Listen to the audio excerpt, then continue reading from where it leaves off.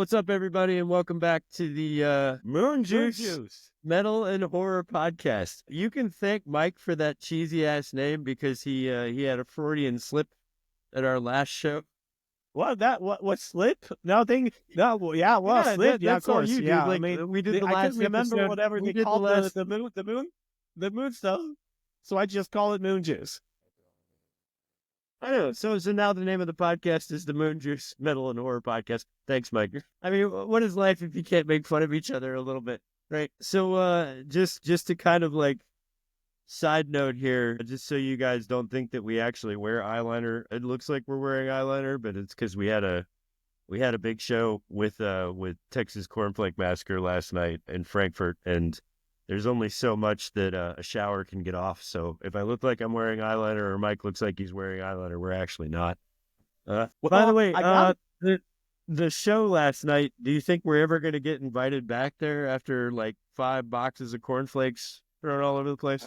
I mean, I would say, it's possible, but I mean, they didn't seem very happy with us, dude.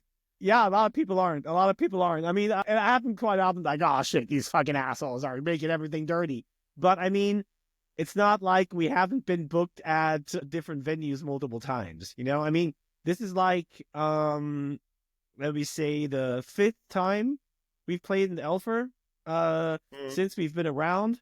But it was like up until like a few years ago, maybe 5 to 6 years, I'm not sure. The Elfer Club was in a different location. And we played in the old location the other times. This is like yesterday was the first time we played in the new location. Was actually pretty much better than the old one because the old one was, I mean, literally the stage was so small, you couldn't really have a full band of 5 members standing on the stage.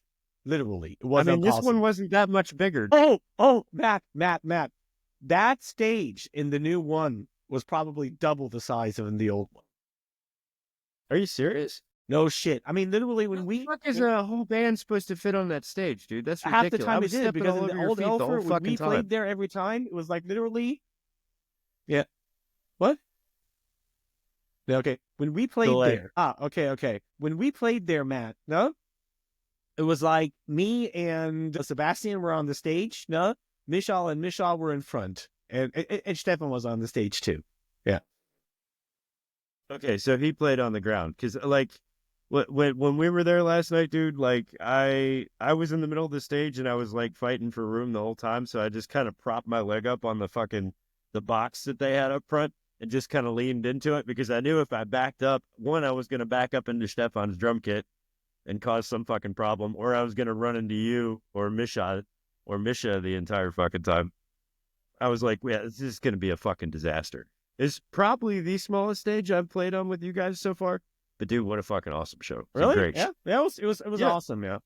So fucking great show. The crowd ate it up. They seemed a little bit surprised that we throw cornflakes in everybody's face, but I mean, if you know the band, that's kind of what we're known for doing. Yeah, anyway, exactly. Awesome show. I'm still on a high from that last night, dude. That was fucking awesome. Yeah, the show was really awesome. Just like you said, it's just like, it's funny, how it's been around for quite some time, and we didn't always do the zombie and cornflake thing, but we've been doing it now for quite a few years already. Yeah? And it's pretty well known of us that we throw around with cornflakes at our show. And still nowadays, you have like very often when we're booked at a venue or whatever, we come there and people ask you, what are you going to do with the corp? Not the fans. I mean, usually they already know for some reason. No. But often you can always the booker. Yeah, you come out, and then you have the event manager or the booker come, what are you guys going to do with the cornflakes? You're like, we're Texas Cornflake Massacre. What do you think we're going to do with them? That's what he did to me last night. He came up to me and he's like, so, what are you going to do with the cornflakes? And I was like, we're going to throw them all over the crowd.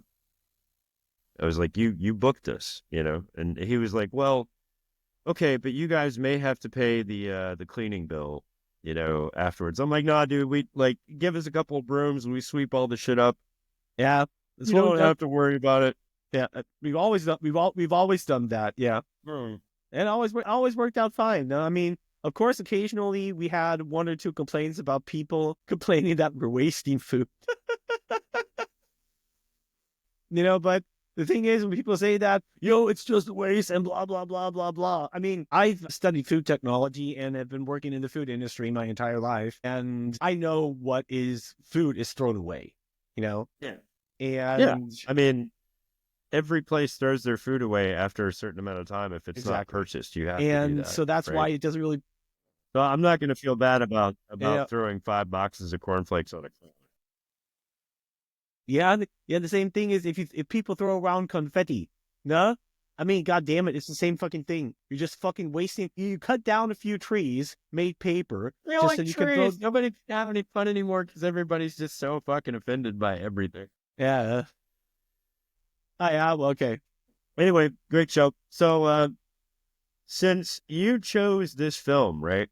Like, you talked me into it, dude. Like, you really talked me into it. Like, this film, this is probably the only, how do I say this? Probably the only good werewolf film that I haven't seen. And I'm gonna go ahead and say that I didn't see it because I did not fucking know it was a werewolf film. Yeah, I had no idea. Yeah, that was man. Like we talked about this in the last podcast. Yes, like I had no idea this was right. a werewolf film. I thought it was like Skinwalkers, kind of the Native American mythology about all that. I had no idea it was a werewolf film, and it's a werewolf film, 100%. Yeah, because the thing is, actually, that was what surprised me that I didn't know that, because to me, it was very obvious, because Skinwalkers is very often tied to werewolves. Maybe not the old legends from the Native Americans, but when it comes to literature, fiction, fantasy, horror, whatever, very, very often the Skinwalkers have been tied together with werewolves. So that's why when I saw, first, of course, I saw the trailer. And when I saw the trailer, it was obvious to me, okay, it's a werewolf movie. Oh? Yeah. Yeah.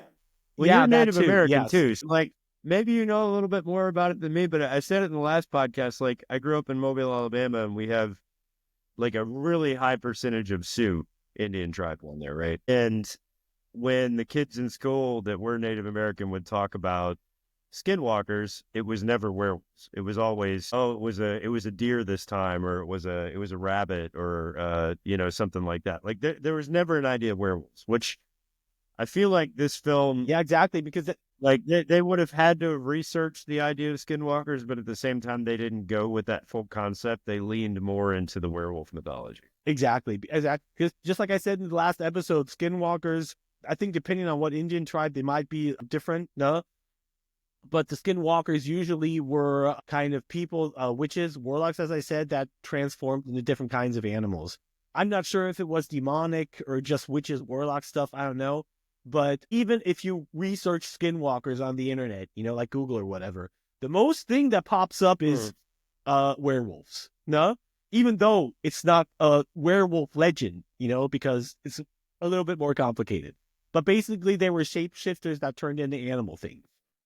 Can we go into werewolves real quick? Like, I know people are gonna think this is a fucking werewolf podcast because I mean, that first 2 episodes. I mean, I'm not gonna feel bad about this because werewolves are literally one of my favorite things in horror. Like, I'm a complete fanatic, just like you are.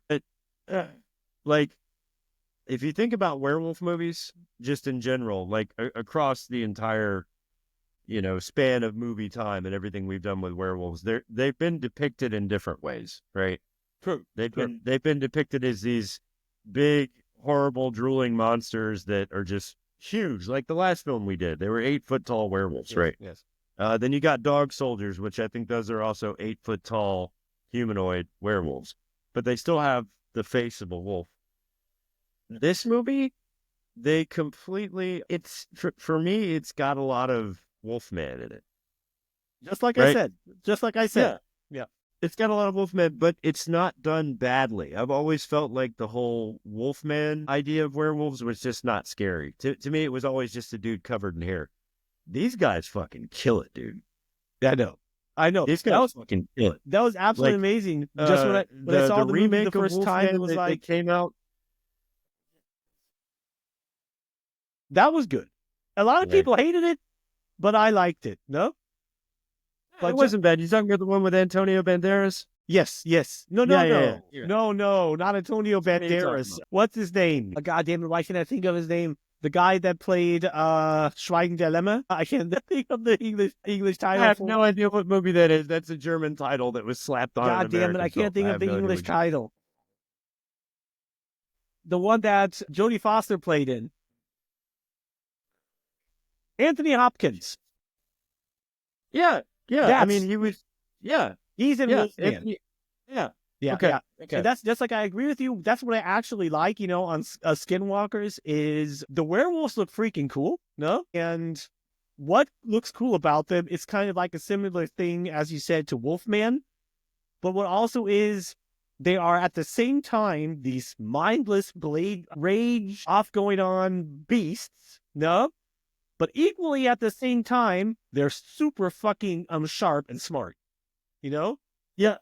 That's also the issue I had with this film, though, too, because and we'll get into it. This is just kind of like the preliminaries, but there's times where you feel like they absolutely know what's going on and they have full consciousness of what their initial thing was that they wanted to accomplish. They know what's going on, but then all of a sudden there's this, oh shit, I forgot what I was doing completely, and now I have to attack everything. And I'm like, they could have done a better job with that, maybe a little bit. Yeah. But it doesn't ruin the story. Like, it doesn't take you out of it. Because, honestly, the action in this one, the action is fantastic. Like, they did a fucking brilliant job. With the choreography and the cinematography, brilliant. Story, brilliant. Like, absolutely no issue with this film. And I know that, like, we have a tendency to rip films apart, but this is going to be one of those that's a little bit difficult to do. Yeah, the good thing is, okay. I mean, I have a few things, but just like you said, this is a movie for me that's going to be hard to rip apart, Right. Because for me, it's really a very good werewolf movie. No? Yeah. But then, I think what? No, go ahead. Okay. Then I guess I think maybe we should just, kind of, start off with, where it begins. No? Yeah, I like real quick before that happens, want to like talk about the director, just because I was kind of blown away by this, right? Because I don't, like it blows me away because I went into the film, I try to go into a film if I don't already know, because I'm a horror head. Like I kind of usually know what the director is. I had no idea who this director was. So I watched the film before I looked up any of the stuff about the director or the cast or anything. This is James Isaac, right? So, completely unexpected. I would go ahead and say this is probably his best film, because this guy was the director of Jason X. Oh, okay, yeah. This guy was the director of Jason X, which was truly an awful film. Like, as a Friday the 13th fan, like I love everything that has to do with Jason. Yeah, but that film was absolutely fucking atrocious. It almost felt like a trauma film. No, actually, because it was so bad. When I saw Jason X the first time, it was literally like I was sitting there, I literally thought I was watching an Asylum movie. That's what it felt like. Yeah, that's what it feels like. It feels like it was done by the guys who did Sharknado. Exactly, the Asylum. The thing is, I'm like one of those rare people that really fucking enjoys Asylum movies, even though they're fucking awful. No? Well, they're awful because they're supposed to be awful. Exactly. But, if you can get past that, then you can really enjoy them. Exactly. But that's the thing with Jason X. It was not supposed to be bad. No, but, like, everything about that movie was there for that to be a good movie. Like, okay, Jason goes to space. I'm fine with that because it takes it in a ridiculous direction. But you can also do, like, really good things if you take something in an absurd direction, right? But aside from a few really good kills in that movie and the fact that Kane Hodder was Jason again, the movie is just absolute trash. Absolute trash. Yeah. I can't wait to do that movie, by the way, because we're going to totally rip that one apart. Anyway, so this director did Jason X. He also did the creature effects in one of your favorite films. What? One of my favorite? The Fly. He did the creature. Fucking shit, man. Yeah. Fucking shit. Yeah. God. Yeah, you had no idea, right? I had no idea either. Wow, but awesome. Apparently he's not just a director. No idea.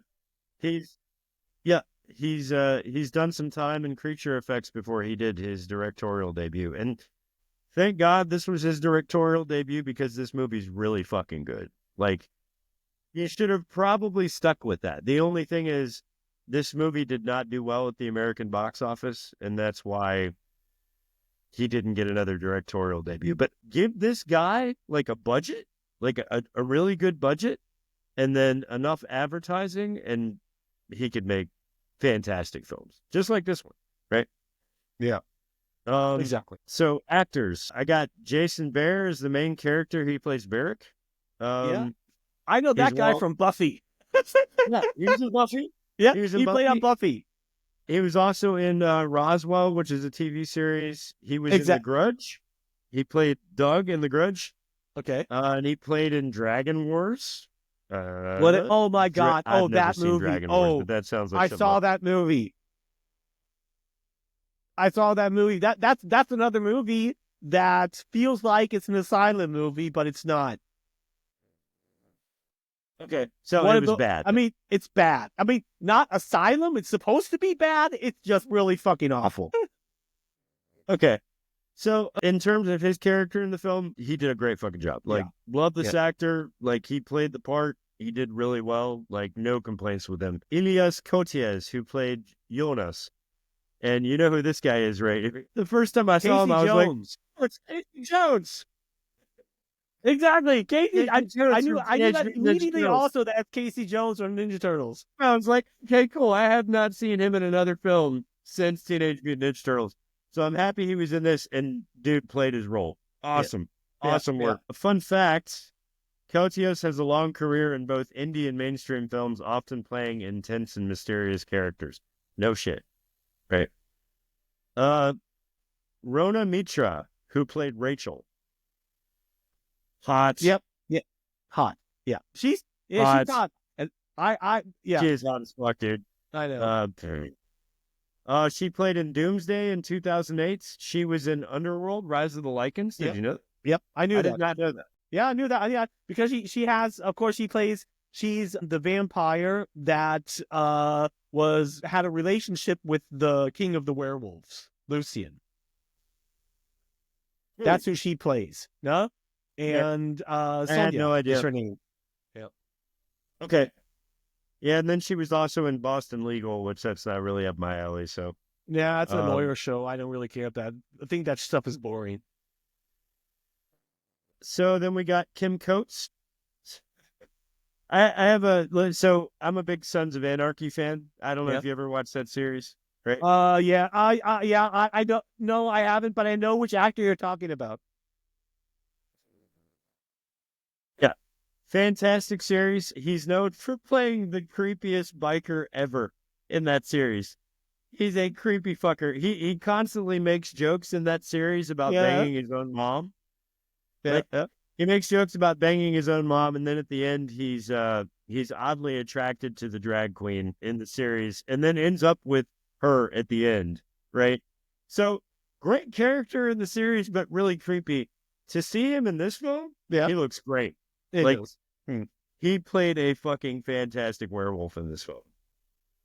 Really, really, really happy. He was also in Black Hawk Down. I didn't know that either. Yeah, that's the cool thing about him. You know, the funny thing is he's known for Sons of Anarchy, where he's the creepy biker. And in this movie, he's a biker. He's a werewolf. He's a biker werewolf. Yeah, I think that might be what landed him the role. Probably. If I'm honest, like they were probably. like, "Hey, you ride a motorcycle really good. You look kind of creepy. You could be a werewolf." You know what I mean? You could be in Sons of Anarchy. And then we've got Natasha Maltha, who plays Sonia. Is that she the was blonde in girl? Elektra in 2005. Huh? No, Sonia. She played Sonia. Okay. Yeah. She played Typhoid Mary in Elektra. She played Rain in Blood Rain 2 and 3. And then she was in Dead or Alive, which I don't think I've seen that. No, I haven't seen that movie. I mean, she did a good job. Well, I liked her in the film, even though I've never seen anything she did before. Tom Jackson, who plays Will. Who the fuck is Will in this film? Will? Will. I'm not entirely sure who Will was. Sean Jackson. Let me look at it. So No, Sean Robert. Tom Jackson. Yeah, Tom Jackson played Will. I don't even see that guy. No. Think he's the Native American guy who's not a werewolf. Probably, That yeah. basically takes care of these guys, right? Yeah. He's the one that always puts them in the bondage get up so they don't get away when they're werewolves. Yeah. Great acting. I mean, I like the guy. Matthew Knight played Tim Talbot, and he's in The Grudge and Goosebumps. Yep. Yeah, that's the kid. No?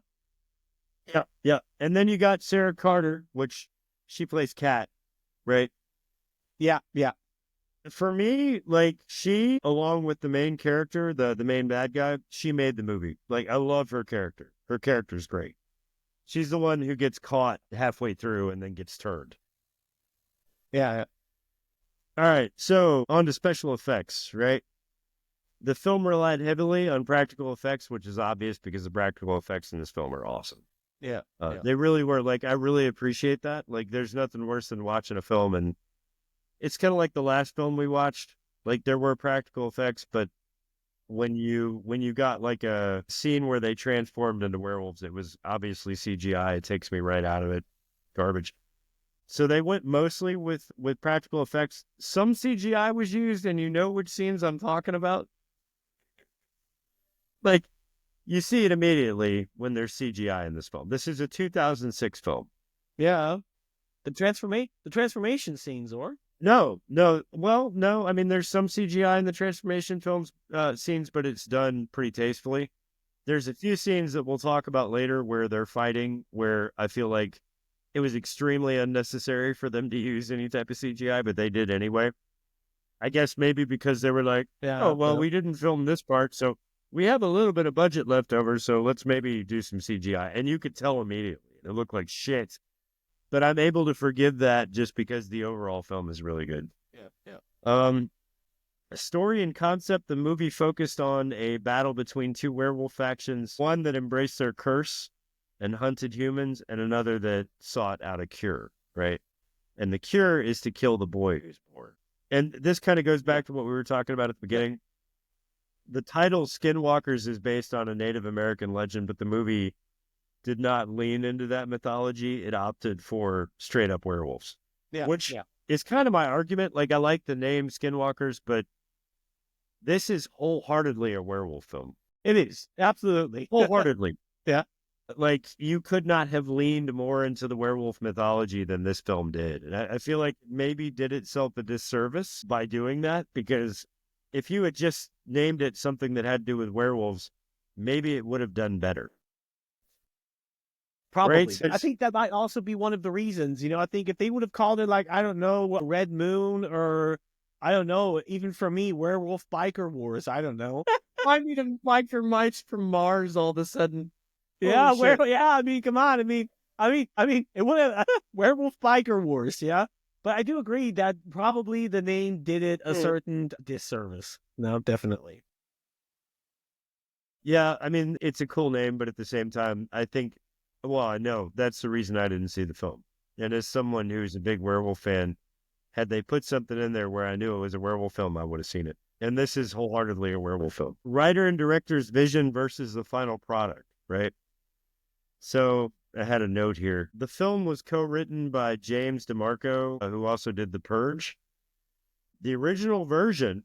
So did you know this was a PG film? Yes, I knew that, yeah. Okay.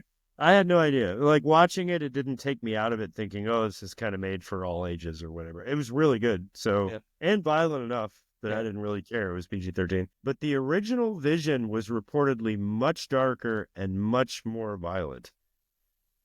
It was also very character-driven, but studio interference led to a more action-focused final cut. So this went from being a violent horror film to being a more kid-friendly action film. Which is sad, because I would love to see, like, the R-rated cut, but I don't think there is. Yeah, that would have been pretty cool. Yeah. I searched for it and I can't find it. Budget and box office. So guess real quick what the budget was. Like, if you know budgets for film, kind of guesstimate what you think the budget was. I don't really think it was very much. I would say probably something 10 to 30 million. I don't know. I don't think it has a high budget. I would say probably around, just like I say, 10 to 30 million, pretty much, no? Max. Wow, you're being really generous. It was 16. Wow. Okay. 16 million is extremely low. So they did not fund this movie at all. Like, the studio did not believe this movie was going to make it, and that's probably why it didn't make it. Probably, yeah. I hate to say it, but like you get studios that they find someone with a great story and a great premise, and you hire good actors, and they just don't believe in the film, so they don't advertise. There's no big campaign to get the movie out there, and then the movie doesn't do well. It had a budget of 16 million and completely flopped at the box office. Yeah, of course. Completely fucking flopped, right? So only about 1 million in the US was made off this film. That's fucking sad. Yeah.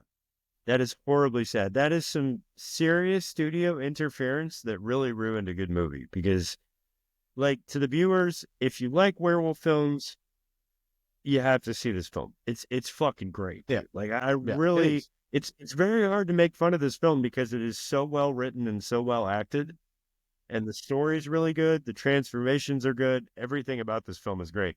Completely flopped at the box office because nobody cared to promote it. Really fucking sad. So we can roll into the film. That's all the movie facts I got. Yeah. So okay. You go ahead. Where does this thing pick up, dude? I love the opening scene, by the way. So yeah. I mean, the opening scene is actually is pretty good. You know, but you have like this guy. You see him running through the woods or whatever. No, he's running away from something, and then he trips a few times, and then he leans himself on a tree, and then all of a sudden a knife hits the tree. So okay, somebody's following him, whatever. No, okay, and then he gets his guns out and points it everywhere, even though he sees clearly nobody. But he just starts pointing the gun around everywhere until from behind you see just one guy knocking him out. No.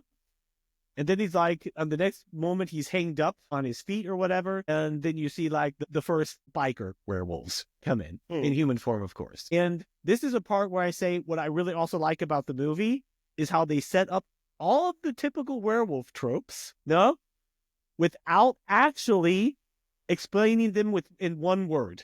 You know, that's what actually I really thought is brilliant about this movie, because you have like the biker chick.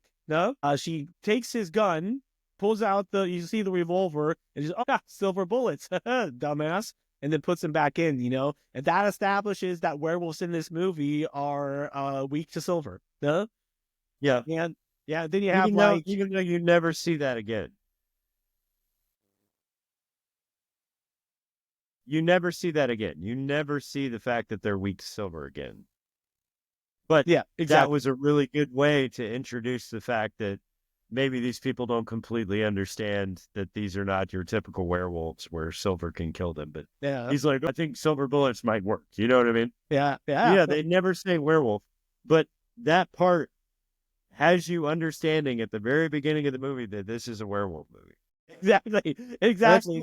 That's cool. Yeah, that's the cool thing, you know. And then you have like, and the thing is, the only thing that is laughable is the way the leader of the biker, the werewolf biker chick, no, the way she looks at him. I mean, she looks at him as if he's a fucking Big Mac, you know. Yeah, and then you have on the other there's side, a lot of that. Yeah. And then you have the other black guy that's just standing there and is laughing and grinning for no fucking reason whatsoever. So I'm going to go ahead and add our first stupid name to this group of people. So that guy is Werewolf Lenny Kravitz. Yeah, exactly. Werewolf. Yeah. Looks like fucking Lenny Kravitz if Lenny Kravitz was like a werewolf. Yeah, like, exactly. That's great. Yeah. And by the way, that guy looks like a werewolf even when he's not a werewolf. Yeah, that's true. That's true. He is the most disheveled individual in this film. He's the most disheveled individual in this film. He looks crazy. He looks like Lenny Kravitz, who went on a bender for like 5 days after a concert and then got bitten by a werewolf. Yeah, so go ahead. Yeah, okay, well, then you see, like, then he pulls out some map. No, because this guy had some map and some info he was supposed to give up to the other werewolf fraction. And then they said, like, the blood moon is coming in 3 days, and the prophecy will be fulfilled, and take this info to Varric because we have to find this kid, and blah, blah, blah, blah, blah. No? Right. Okay, then you see, like, just them all driving away. And then it flashes back to a cabin in the woods. No, Love this part, by the way. yeah, Love and this yeah, part. and then you have like you see them watching some movie about this kid. No, that's clearly the chosen one, and one of the werewolves Yeah. explaining something. You know, this guy will be important to the story later because he's the what's it called, cat. He's the boy toy of one of the female werewolves in this movie. Yeah. Right. Okay. And then you have like this group of werewolves. No, they turn off the TV. And like, yeah, only a few more days, blah, blah, blah. No, yeah, but we have to lock you guys up. So then they go down into the basement and they start locking themselves up because they have like this entire setup is fantastic because basically what you cut to from the last scene that we saw is a family that are just kind of in a cabin talking. And they're being nice and they're eating dinner and whatever. And then they're like, I guess you've got to spend the next 5 days in the basement. You're like, what? Yeah, that's true. Like, if you didn't know what was going on, you'd be like, huh? What? 5 days in the basement. Then they go to the basement and it's like, he starts like bondaging them up. And basically, I don't know if you noticed, but the gear that they have that they're strapping them into on the walls, because when they turn into werewolves. So you have to have something that's pretty strong to hold them back, right? So all of this stuff is bondage sex gear. All of it. Bondage sex gear. And they've got them like bonded to the walls, all strapped up and strapped down, like, and if you didn't know any better, you'd be like, who are these fucking kinky people? Yeah, exactly. Yeah, kinky. Yeah, that's the kinky werewolves. I mean, Kinky werewolves. I mean, people in this. I mean, people in the show are definitely into hardcore BDSM. I would say. Obviously, I mean, where else would you get all this BDSM gear? That's the thing. Somebody on the crew was like, dude, if you want to hold down a werewolf, I know exactly where to get the stuff. Let me call a buddy real quick. I got a buddy who has all this sex bondage stuff. I'm going to get this and we're going to hook this up. Nobody's going to be the wiser. But everything that you see in the film is bondage stuff. I just thought that was hilarious. So yeah, they're all like in the bottom of this cabin and they're all like strapped to the walls and stuff because when they turn, you want them to be held in. And you can continue. I just felt like that okay. was Well, they're strapping themselves up because they know the full moon's going to come up, and then they're going to turn or whatever, and then all of a sudden all the lights go out, and it's like maybe it's just a short circuit, and then they have the one guy that's not a werewolf, that's the guy that's supposed to lock him up or whatever, and this is like the I don't know, he's a real fucking dumbass. All of these people know. I'm glad you said it. What? All of these I'm people glad you know said it. that these are all part of these werewolf fractions, no? And they know very well that there's the other fraction of evil werewolves, no, that want to hunt this kid down. And you could also interpret it to a certain way that maybe these evil werewolves also hunt down the other werewolves because they think they're a disgrace to the werewolf race, as the leader of the chick says. So, you don't see that actually happening in the movie, but if you have in mind the first opening scene, there might be kind of thing like that also going on, like these evil werewolves hunting down the ones that are not evil. However, no, in that scenario, this guy decides to go upstairs and check out what's going on without any gunner whatsoever. This is a guy that's married to a werewolf for I don't know how fucking long, no? Has been through this multiple times, and he knows there might be a few fucking werewolves coming in here, and he decides to go up there with no fucking weapon whatsoever. That is like he's very nonchalant about it. Like, he knows that this red moon is about to happen, that this blood moon is about to happen, and that there's a child who's about to hit his 13th birthday, and that child decides the outcome of the entire werewolf community. And he locks them into place, and he heard a sound, and he goes upstairs, takes no weapon with him, is very nonchalant, like, the power's out, that's weird. Hey, no weapon, no nothing, nonchalant about it, even shrugs. He's like, weird. And goes right back. Like, oh, this is the kind of thing where I feel like I have the license to pick on directors every once in a while, because that is not a mistake I would have made. I would have been like, no, this guy needs to go up with some kind of weapon or something, because you're going up against werewolves. You know this. But he doesn't. Yeah, and that's just kind of it's I don't know. It's just that is one part of the movie that's definitely weird. Okay, then of course, no. You don't hear anything from that point on. You just hear like something happening upstairs, no? And all the others that are all werewolves that are tied up, they're like, oh, what is happening? Blah blah blah. And then you just see this one guy. No, you hear. I'm not sure if you hear a gunshot or anything. I don't fully remember yet, but however, you hear a clump upstairs. Yeah. There's a gunshot. Obviously, somebody upstairs has been shot. And then you just see that guy's dead body just thrown down the floor. No? Down the stairs, to the basement. Then you slowly see somebody coming down the stairs, and then it's Varric. No? He is the one we were talking about, Jason Beer. He's the leader of the evil werewolf group. No? Or at least one of their leaders. No? So then he comes down and basically says stuff like, yeah, no, you dumbasses pretty know what we want, don't you? Pretty much. I mean, that's not what he says, but that's basically how he comes down there, no? Yeah, he's like, you guys know why we're here. Yeah, you guys know why we're here, no? Exactly. And then they're all like, yeah, but we're never going to tell you, blah, blah, blah, and you're going to kill us. And then, no, only if you don't cooperate. Then I'm not going to kill you, no? So they decide not to cooperate with them, so he just has one of the other werewolves killed, no? And the wife of that werewolf, he literally just forces her to watch it, no? What? Yeah, this scene, I felt like there's a certain amount of emotional, like, heaviness that you feel in a film, right? And if you're into this film, this part right here for a PG-13 movie was pretty harsh. It was harsh because that's her husband, and she's there, and here's the thing. These guys have never seen the kid. They don't know where he lives. They don't know who he is. And these guys know that. They figured that out. They're like, okay, so you don't know anything, but we're still going to kill your husband in front of you. Yeah, exactly. So they knife this guy in the stomach and let him bleed out, and they force her to watch. And I was like, ooh.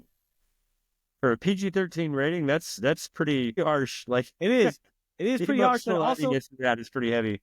But also, I mean, pretty much that's what I think. It also sets up, like Varric, God, these fuckers are really fucking evil, no? And that's the thing, they're not good dudes, man. No, all. No, that's the thing we might come into later. Yeah, well, that's the thing, with Varric, because what you're going to see throughout, of course, what you see throughout the movie is that some of the werewolves, they're full evil. No, they're just fucking evil. There's no other explanation for it, and some of them are good. The reason why there is an explanation. Yeah. Okay. So you're about to say it. So go ahead. Yeah. I mean, we can talk about that explanation now, but okay. I love the explanation because it's kind of the same thing with vampires, right? Like, the whole mythology is you can be a vampire and kind of ignore the fact that you're a vampire if you don't feed. But the minute you feed, you're full in, right? That's not. Well, some of the mythology is that way. There's some I of can't it. remember the name of the movie, but there's a movie where there's vampires and they've learned a way around feeding. So they have this. Oh wait, that's a series. It's called True Blood. So in True Blood, they have a fake blood serum that they take, and they get around having to kill humans, right? But these werewolves, if they feed, they're full in. Yeah, but you're getting one thing wrong. No, the fact of vampires and that series specifically being good or evil has nothing to do with them drinking blood or not. No? Okay. That's an entirely... you're right. Yeah, Right. that's because what you're kind of... I mean, I get where you're going, but what you kind of explained is a similar thing with vampires, for example. It's a good analogy, because what often is in vampire mythology is that when you become a vampire, no, your soul is gone. No? You lose your soul, the person you used to be is gone, there will be some kind of other character that has your memories, and knows everything you know, but it basically will be a different person. Okay. That is kind of similar thing you have going on here with the werewolves. Basically, when these werewolves on full moon turn into werewolves, if they once kill somebody and drink human blood, that will basically turn them fully evil. I mean, you have kind of a similar relation. They will become evil, and they will stay that way even when they revert back into their human form. Okay. Yeah, okay. That's how it's explained in these movies. That's why the good werewolves, those are all werewolves that lock themselves up in full moon and have never killed anybody or drank any blood. Because So they realize as long as you that as a if they werewolf, do that, then they're actually going to turn to the evil person, even when they're a person. Yeah. Because that's the thing, because you speak or should I? No, it's okay. I'm like, I really like this movie, so I'm like, I'm wanting to talk about it. Yeah, No, I know. Go ahead. Yeah, that's just also, kind of the brilliant thing, just like we were saying, how they actually explained why some of these werewolves are good and some of them are evil. No? It's really kind of also a character thing, but it's mainly just due to the fact once they drink blood, they will stay evil. Basically, the werewolf will fully take control over them, even when they revert back to human form. And that's kind of the thing you're going. Yeah. And we actually see that in this film later, because you have a main character who's part of the core group of good werewolves that at one point she gets force fed and completely changes. We'll get into that later, but I like that dynamic because I don't think that's been done in a werewolf film. Right? I mean, correct me if I'm wrong, but that whole idea has never been done and never revisited. Because this is 2006, and we've had a lot of werewolf films since then, and nobody's revisited this concept of like, oh, I'm a werewolf, but I don't want to be, so I'm going to stay away from this one thing that makes me into this evil thing. Kind of cool. Okay, so we're introduced to Adam, which Adam is the boyfriend of Kat, right? Yeah. They Cat's kind boy of toy. introduced this one guy. Yeah, Cat's boy toy. But they kind of introduced this one guy in the middle of the film. I think he's like a worker at a post office or something. I don't know, but he's introduced because they stop the car to greet him, right? And his name's Courtney. You probably don't remember this because it's a small scene in the movie, and I'm like, oh, who's this fucking guy? Like, is he going to be somebody in the movie? The dude looks just like Pee Wee Herman. I know who you're talking like about. Pee Wee Yeah, Herman. Like he's a I know exactly who you're talking about. Yeah, Pee Wee Herman. Absolutely. And he's like, oh, hello, how are you doing? Blah, blah. Has the same mannerisms and everything, and that's the last fucking time you see that character. yeah. It's like, well, okay, this is basically random. Like, I'm thinking this guy was probably a friend of somebody who made the movie, and he's like, well, I love werewolves. I want to be in the film. And they're like, yeah, retard, we'll just give you this. Yeah, well, fucking post office part where you can say hi and then fuck off. Yeah, well, we got a little bit off rail here, Matt, no? I know, I don't care. Like, I love side characters. I love the fact that they will shoehorn anybody into a film because they know somebody. And it doesn't help if the guy looks like Pee Wee Herman. Anyway, okay. Yeah. Okay, so we're at the part where you figure out that mom works at a hardware store, right?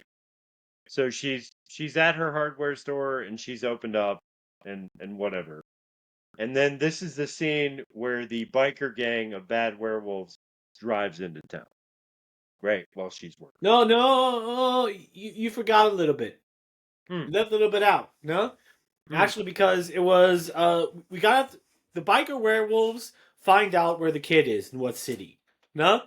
and then it actually started into basically the boy. Right, because they see the jersey in the videotape that they stole from the guys when Exactly. they killed the husband. Right. Yeah. Exactly. Yeah. And and the name of the town then was you see what? like it cuts down to the Huge boy. Knot? Huge Knot. Exactly. That's I think okay, weird fucking name for a city or a town, but no. Okay, then it cuts back to the boy Never that's been having there. like asthma, nightmare, fever dream, whatever. No. And then the mom comes in, and she's like, The fever dream. So, when was the last time you watched this movie? a few days ago. I rewatched it. That scene with the fever dream where you don't know what's happening, you just see a guy bust into a room. Kind of feels like it looks like Michael Myers busting into a room. Did you notice that? Yeah. Now that you say it, I didn't realize before, Michael but now that Myers doing in this movie. yeah. Like the door just busts open and it's a guy in like basically a jumpsuit with a white face. I'm like, oh, that's fucking Michael Myers. Fuck. What is he in this movie? Yeah. But anyway, Okay. like there's no context to the fever dream. It's just a fever dream. There's no context. Yeah. But from a horror fan's perspective, you're like, why is Michael Myers in this film? Whatever. Yeah. Okay. Well, then we have the entire thing going on with the kid, and the mom, like the kid, the chosen one kid, no, and because he's having asthma, fever dreams, or whatever, and it's like, oh my god, he's blah blah blah sick again or whatever. And now here comes the part of the movie that I do find, I don't know, it's a little bit kind of creepy, no, and also what kind of makes me think that the mom is kind of not the brightest, no, character in this show, no, because. She's hot, but she's not real smart. Yeah, Exactly. The funny thing is, okay, so she has been living with these people, no, that are the family of her dead husband, no, who she had the kid with, no, right. So, Jonas is the brother of the dead husband, right? Genau, exactly, no, right. And now this is the fucking crazy thing where you're seeing that she's not the brightest because. The way these people act, any normal sane person would take their kid and get the fuck out of there. Exactly. I'm glad you said that because this is where the movie kind of falls apart for me, right? Yeah, but it's like that this part is extremely fucking weird and creepy because you have okay, the uncle, the Jonas guy, well, Casey Jones, no, he comes in, and that Casey Jones is acting this way. It's understandable. It's his nephew. Okay, so at that part, fine. But then you have then you have like two people that are not actually a part of the family, no? Come in and I don't know, the kid was sick again and blah blah blah. And it's like this is even before she got into her car to go to work. No? Right. Yeah, you're right. Yeah. And it's like and you already have two people that already know asking multiple questions about her kid. That itself is like, oh my god. Okay, then Kat's boy toy comes and gets her in the car because they drive to work together. And okay, and then kind of a pretty stupid guy, isn't he? He's a fucking idiot. He's an pretty stupid guy. This is like the biggest moron in the entire goddamn movie, but he continually does stupid things throughout the film, right? That's typical though. You have to have a guy with decent sized muscles and a cute face to keep the women interested in the movie. So that's why he's there. I'm fine with that. Well, okay. You get female watchers. Matt, I mean, I'm going to be honest. Simply with Varric, you're going to get a lot of female watchers. Yeah, I guess you're right. Yeah, because I mean, that I personally think that's a guy that a lot of women are going to probably find insanely hot. No? What I think, but different. However, Kat, I'll give you that. Okay. A faithful of the mom and Kat's boy toy, no, are somehow driving to work. No. Now here comes the funny thing. Yeah. Then they, I don't know, stop out by some. I'm not sure if it's a street light or a stop sign or whatever. But however, they have to stop for a few minutes, and then you have Pee Wee Herman coming knocking on the door. No, and then like I said, we've already been into it, but the guy's a throwaway character that just means nothing to the entire film. He's somebody's mentally handicapped cousin who is like, want to be in the film, so they put him in the film. Fine. Yeah. However, okay, then they roll down the window, and there's like, oh, I heard Timothy was sick again. How is he doing? Blah blah blah blah blah. No. And then she's like, yeah, he's fine. She rolls back up the window. You can't do anything in this village without anybody knowing. I mean, goddamn. I mean, now this woman has been probably going through this shit for 13 years, and she probably knew that up for her because she was married to a guy apparently from this village or this community or whatever. And after he died, at that point, the way these people act, any sane person would take their kid and get the fuck out of there. Yeah, but I think so. I gave this scene a little bit more credit because I was married to a woman who lived in Kansas, right? Which is this is kind of the Midwest. And this is really how the Midwest is. Like, no joke. This town is maybe a little bit like Salina, Kansas, where there's maybe 200 people that live there, right? And so for these people, that's a very normal thing that everybody fucking knows your business. Everybody knows what's going on. True. It's a very Midwestern thing. True. Yeah. So even though this scene probably to a lot of people would not have made a whole lot of sense, being in the army and having to live like in the middle of Kansas where nothing is going on, that's exactly how it is. Like, I have to give the director credit. Like, he was like, no, this is actually how it is. People are fucking weird. Yeah. But okay. You're right. Like, if a mom had a child and everybody around them was secretive about what was going on, and maybe not just secretive, but maybe just not like forthcoming with the entire truth. Yeah, you would probably be like, it's not these people that are a for one. strange, no, but it's not only that. The thing is, we're not talking here like, in small towns. Just like I say, I know that. I live in a small village, in a small European village. No, I know how that is. No, but if it's like, this is like literally, it happened in the middle of the night, 2-3 p.m., and now we're like 6 hours. Now, this is a time, you have to say, before everybody had a fucking cell phone. This was even before WhatsApp existed. No? Yeah. Yeah, so 2006. Yeah. So this is a time where I'm pretty sure smartphones already existed. I don't know exactly around what time they were invented, but I know for damn sure around this time, the most people had a fucking normal cell phone. The most people didn't have a cell phone at this time. Matt. Did they though? Because you don't see a cell phone in this movie once. Yeah. I want to bring up later. I mean, 2006, Matt. I mean, people at this time had cell phones. Just because they didn't bring one up might be a different thing. But the thing is, at the time, cell phones were not smartphones like what we have today. This is like basically the time period where the most people still had Nokia 3210s. No? So, yeah, that fucking bricks. The fucking bricks. Yeah, that is. This is the time period we're speaking of, however. So even then, like you have like this kid is sick in the middle of the night. Now they're like, I don't know, 7, 8 p.m. driving to work. And at that time already, everybody already knows. This is even before the most people have even gotten up and go to work.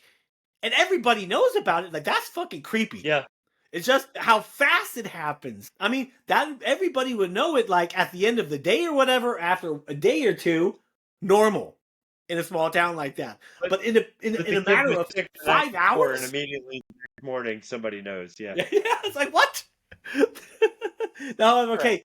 Oh, then you have then they drive away, and then you see, and they go to work, and Pee Wee Herman is doing whatever he's doing. I don't remember, and I don't care. Okay, and then yeah. However, and then they basically go to work or whatever. So then this is the thing when the werewolf bikers start coming into town. No? Yeah.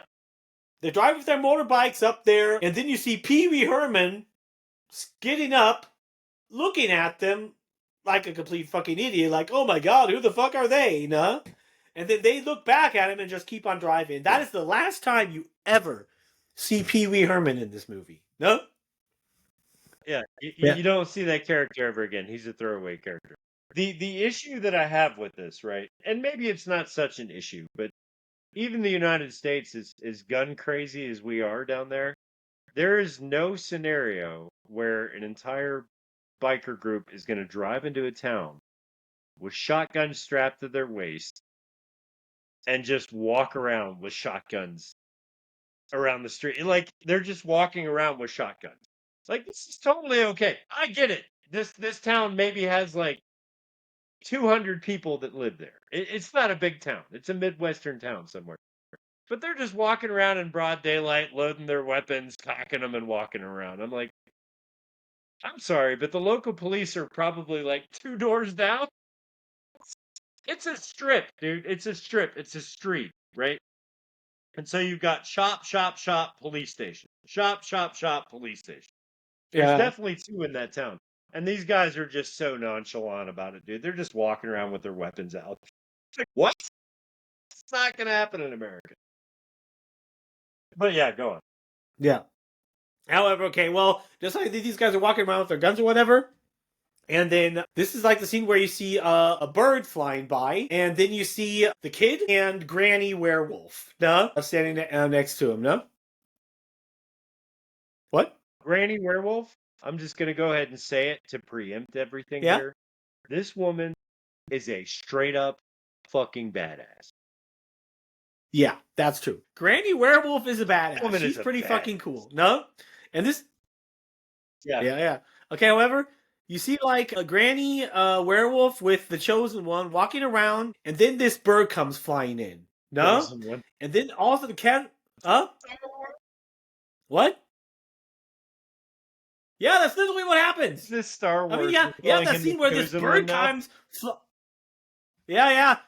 You remember that when the bird comes flying in, right? Of course. Yeah, okay. And then, however, the camera turns around, and then you see Varric standing on the other side of the street, has clearly already noticed them, no? Then he comes walking around with this, like, it's obvious what he wants. He wants to kill the kid, and he knows that's the kid, no? And then he just walks and looks at them, and he says, "We only want the boy. Give him to us, and we'll leave you alone." This is fucking awesome. Granny Werewolf, no? Just picks out a fucking... Is it a 45 Magnum or whatever? What it looked like to me. Fucking hand cannon, dude. A hand cannon. She picked... Exactly. I'm going to tell you right now, I've fired weapons like that. And for me, a 6'3", 230-pound guy, that weapon kicks back on my elbow so bad that it hurts. And this little granny just whips this thing out like, fuck you, motherfucker. Yeah, she whips it out and goes bang. But I mean, you have to consider, Matt. It's fucking amazing. But that is the thing you have to consider. These people, a lot of them are all werewolves. No. Yeah. So right. They are all going to have a specific supernatural strength. Why it makes sense that they're all... I was unclear about that. So, Granny's obviously a badass. She's a werewolf. But everybody else in the town that, like, you see a butcher, you see somebody from the post office, you see different people from different shops that come out. And they all have weapons and they're protecting the kid because they realize what's going on. Are these all werewolves? I don't know. That's one thing that's never really explained. If they're all werewolves or not, I just would guess. I just probably think the easiest thing to say is a lot of them are probably werewolves, and the others know about it, but they also are locking these other werewolves up, and they're basically one community, no? More or less.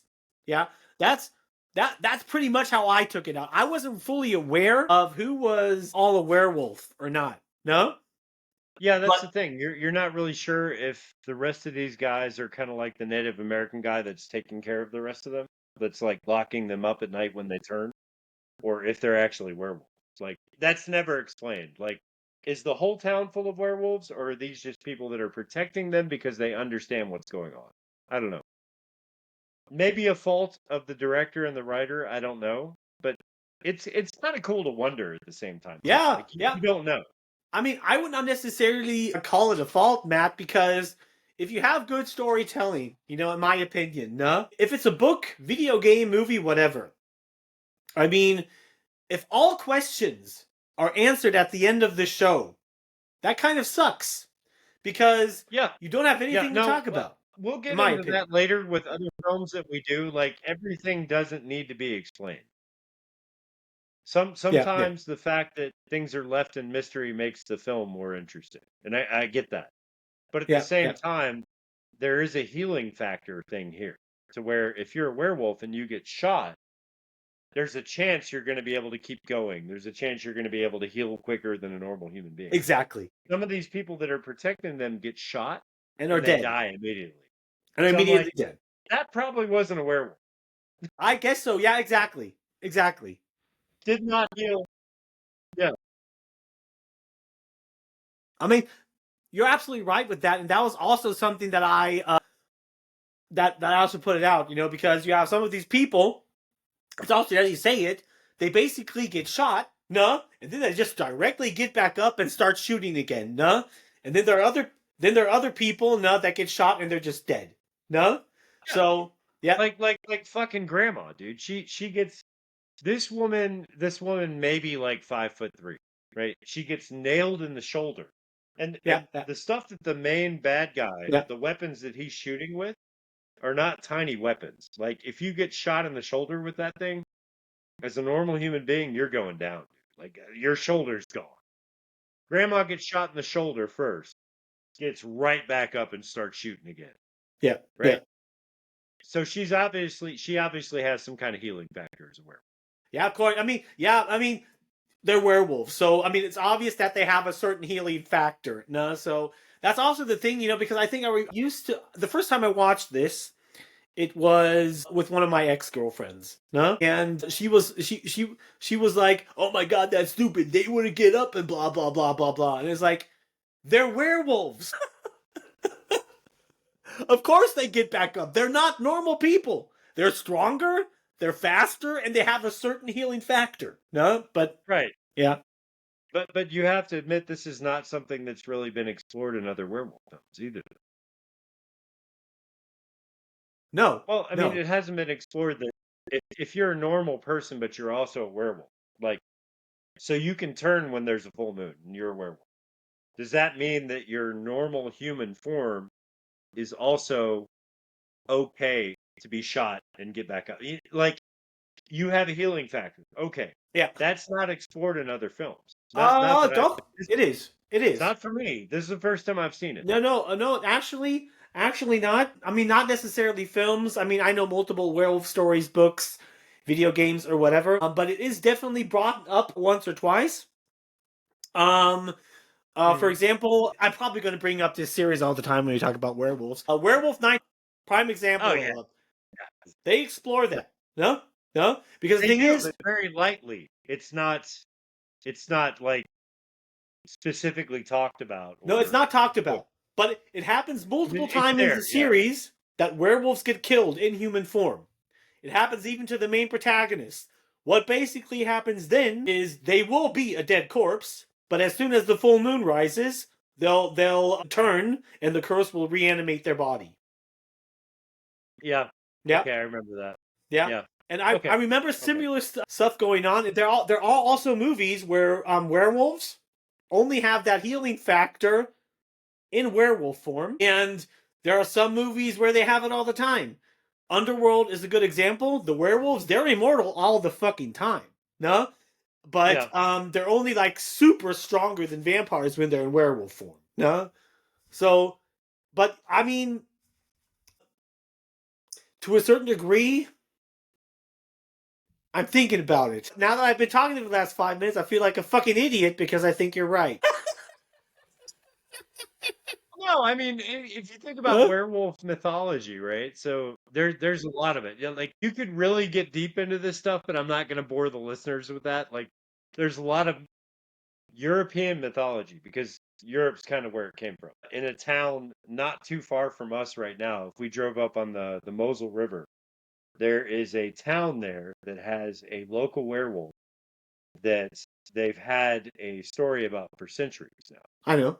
and there's a candle in the center of the town that burns. And whenever that candle goes out, they have to go and they have to light the candle back.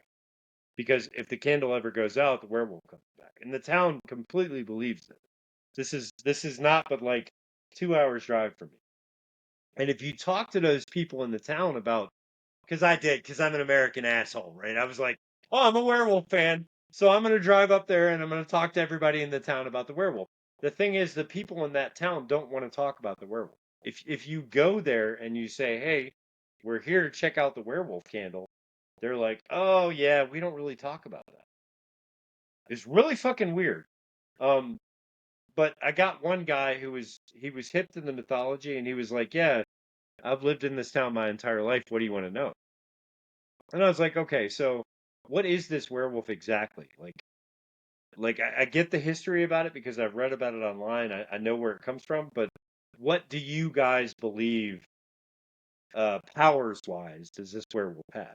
And they're like, well, we believe in the whole silver bullet thing, so we think that maybe you can kill it with silver bullets, but nobody knows who it is. Nobody knows in this town if it's somebody who works at the post office or if it's somebody who works, in the town and it's somebody everybody knows. But I was like, do you believe that when this person is a person, they're still a werewolf and they have that in their head? And he was like, no, I don't think the person even knows that they're a werewolf. So even in the actual world, people don't really know what a werewolf can and can't do.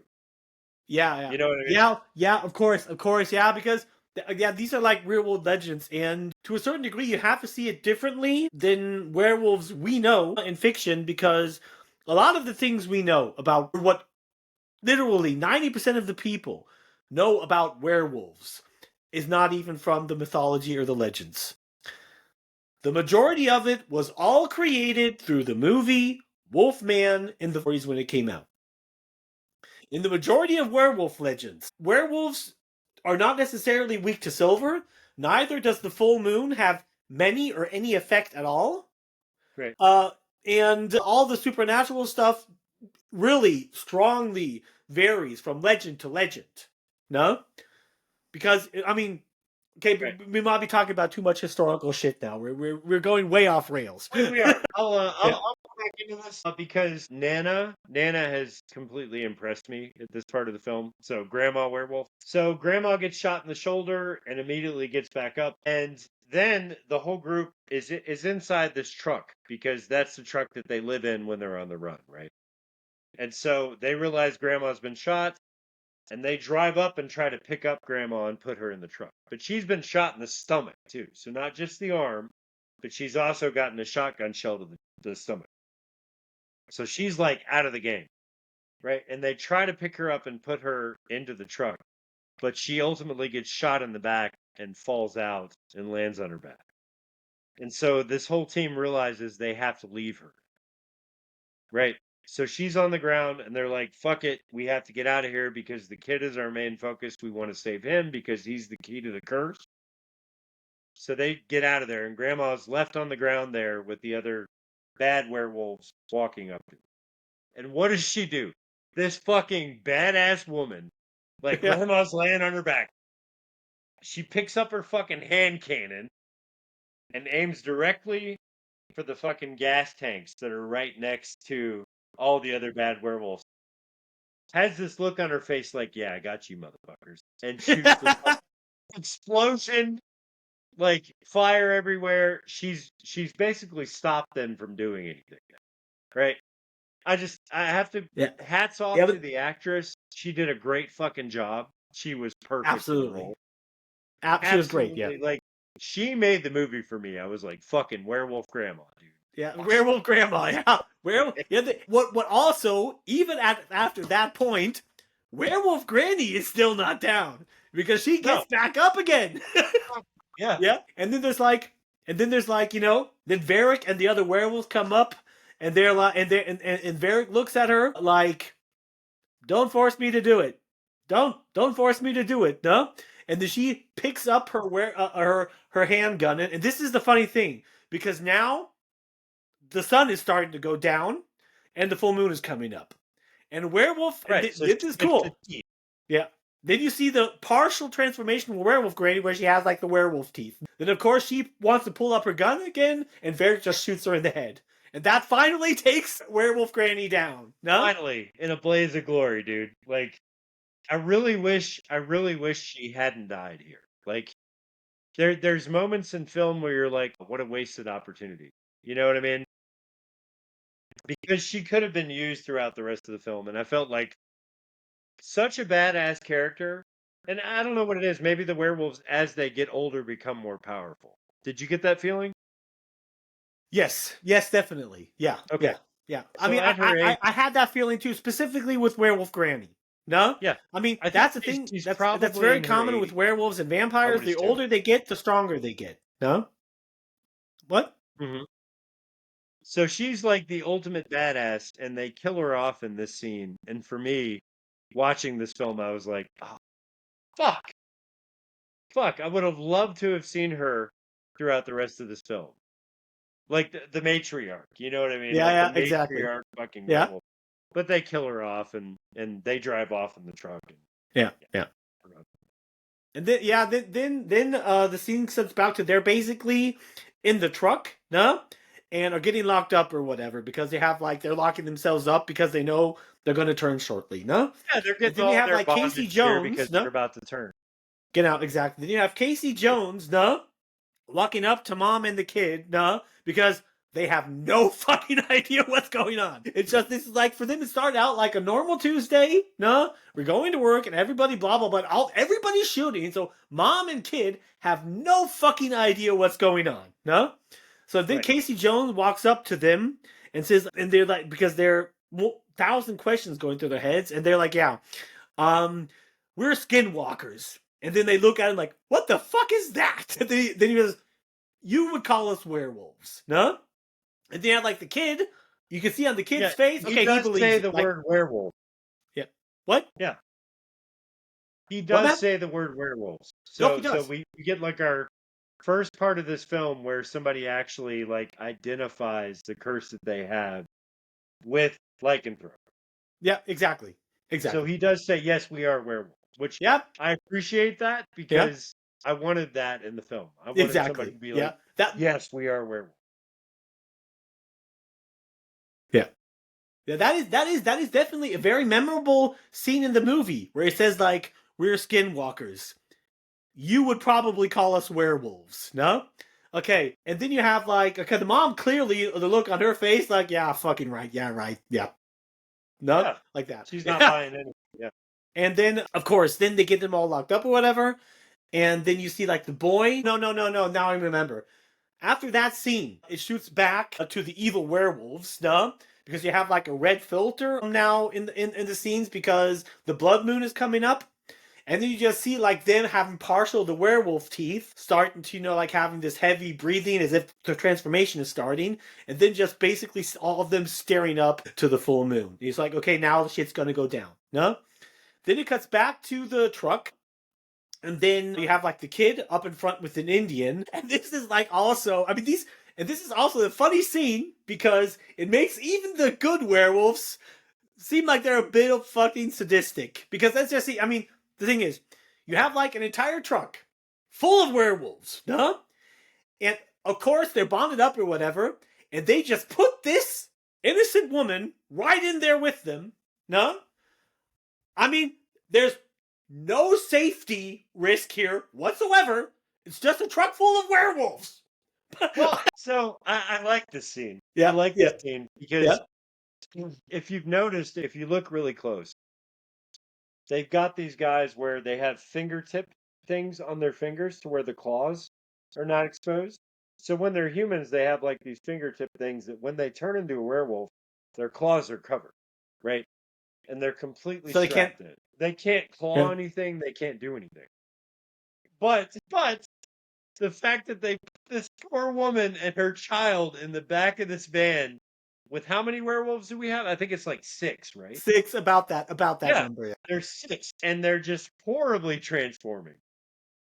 Like, and this transformation cannot be good because you see what they look like afterwards, right? And you see what they look like as humans.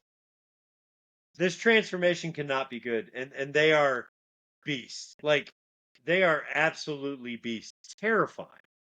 Like, the makeup is really good. Like, they do a really fucking good job in this film. So these guys are terrible. And they just put her in the back. The Native American guy in the front is like, yeah, she has to see it to be able to believe it. I'm like, did you need to put her in the back of the truck with a bunch of werewolves for her to understand what was going on? Yeah, it's like, I mean, you could have easily, because there was a slit they could open up a door where you can clearly see them. He could just, he could just look back there and take a look. I think you'll be safe from here. Oh, we put you in the back with a bunch of fucking werewolves. That's actually funny to me too. Yeah. Yeah, and this is like the scene where the Indian guy explains to the kid, no, the origin of the werewolf curse, no, because this is where it's tied into the Skinwalker legend, no, because it's tied in that back centuries ago that Native Americans believed that a wolf gave them certain powers or whatever, and they want to take advantage of that, but eventually over time it mutated and became a curse. No? And then he also said about then he explained specifically, well, not specifically, but he explained basically why some werewolves are good and why some are evil. Once a werewolf kills somebody and drinks human blood, the beast will fully overtake them. This is explained in this scene. And then also the prophecy. No, is explained because, of course, the kid wants to know, why are they after me? And then the Indian guy explains to them because, according to a prophecy, one day a half-blood will be born, and he will end the curse on his 13th birthday. So this is, and then he says, but why are they after me? So then the Indian explains that to the evil werewolves, it's not a curse. To them, being a werewolf is a power, because... It's a gift, yeah. To them, they've all killed and drank human blood, so the beast has fully overtaken them. To them, they want to stay werewolves because they're stronger, they're faster, they're probably immune to disease, live longer. They're basically an uber human. They're basically an uber human. Exactly. Exactly. They're superhuman. They have the ability to not have to deal with everything that humans have to do. So they're basically superhuman. Yeah, exactly. Superhuman, of course. No. Okay, and then basically they just drive off on the road, and then comes one of the best scenes in the movie. No, you have while the Indian is explaining these things to the kid. Now, Mike, I get it, Mike, that you're a Native American, but you have to say Native American now. You just I have to say Native American. What? I know that you're Native American, like you're part Sioux, right? Blackfoot. Blackfoot. Okay. Blackfoot. So okay, Native American. Yeah. Okay, sorry. Okay, then I'll continue to say Indian. Yeah. Continue to say Indian. I'm fine with that. I don't think anybody's gonna care. If not, yeah. Okay, I'll say Native American. I didn't really think about it much. The thing is, yeah. Pick on you, dude. I don't really care. I mean, I've been living in Germany my whole life, or most of my life, and over here, it's not really that big of a thing, Here, I'm just picking on you. Yeah. Okay. However, the Native American this thing, because when the Native American is explaining this entire prophecy legend thing to them, it cuts back between the boy and the Indian and the initial werewolf transformation scene, where you're seeing these 4 werewolves transforming. No, that's what I think is done is brilliantly. No. Because you have a red filter over the camera, and you see these people struggling or whatever because they're turning into werewolves or and then you see it's kind of like a scene. It's kind of similar to The Matrix because you have these werewolves all standing in one area and kind of these weird animations going on, them howling at the moon, and then when it ends, they're all 4 standing in there as werewolves. No, yeah, I think that's brilliantly done. I think.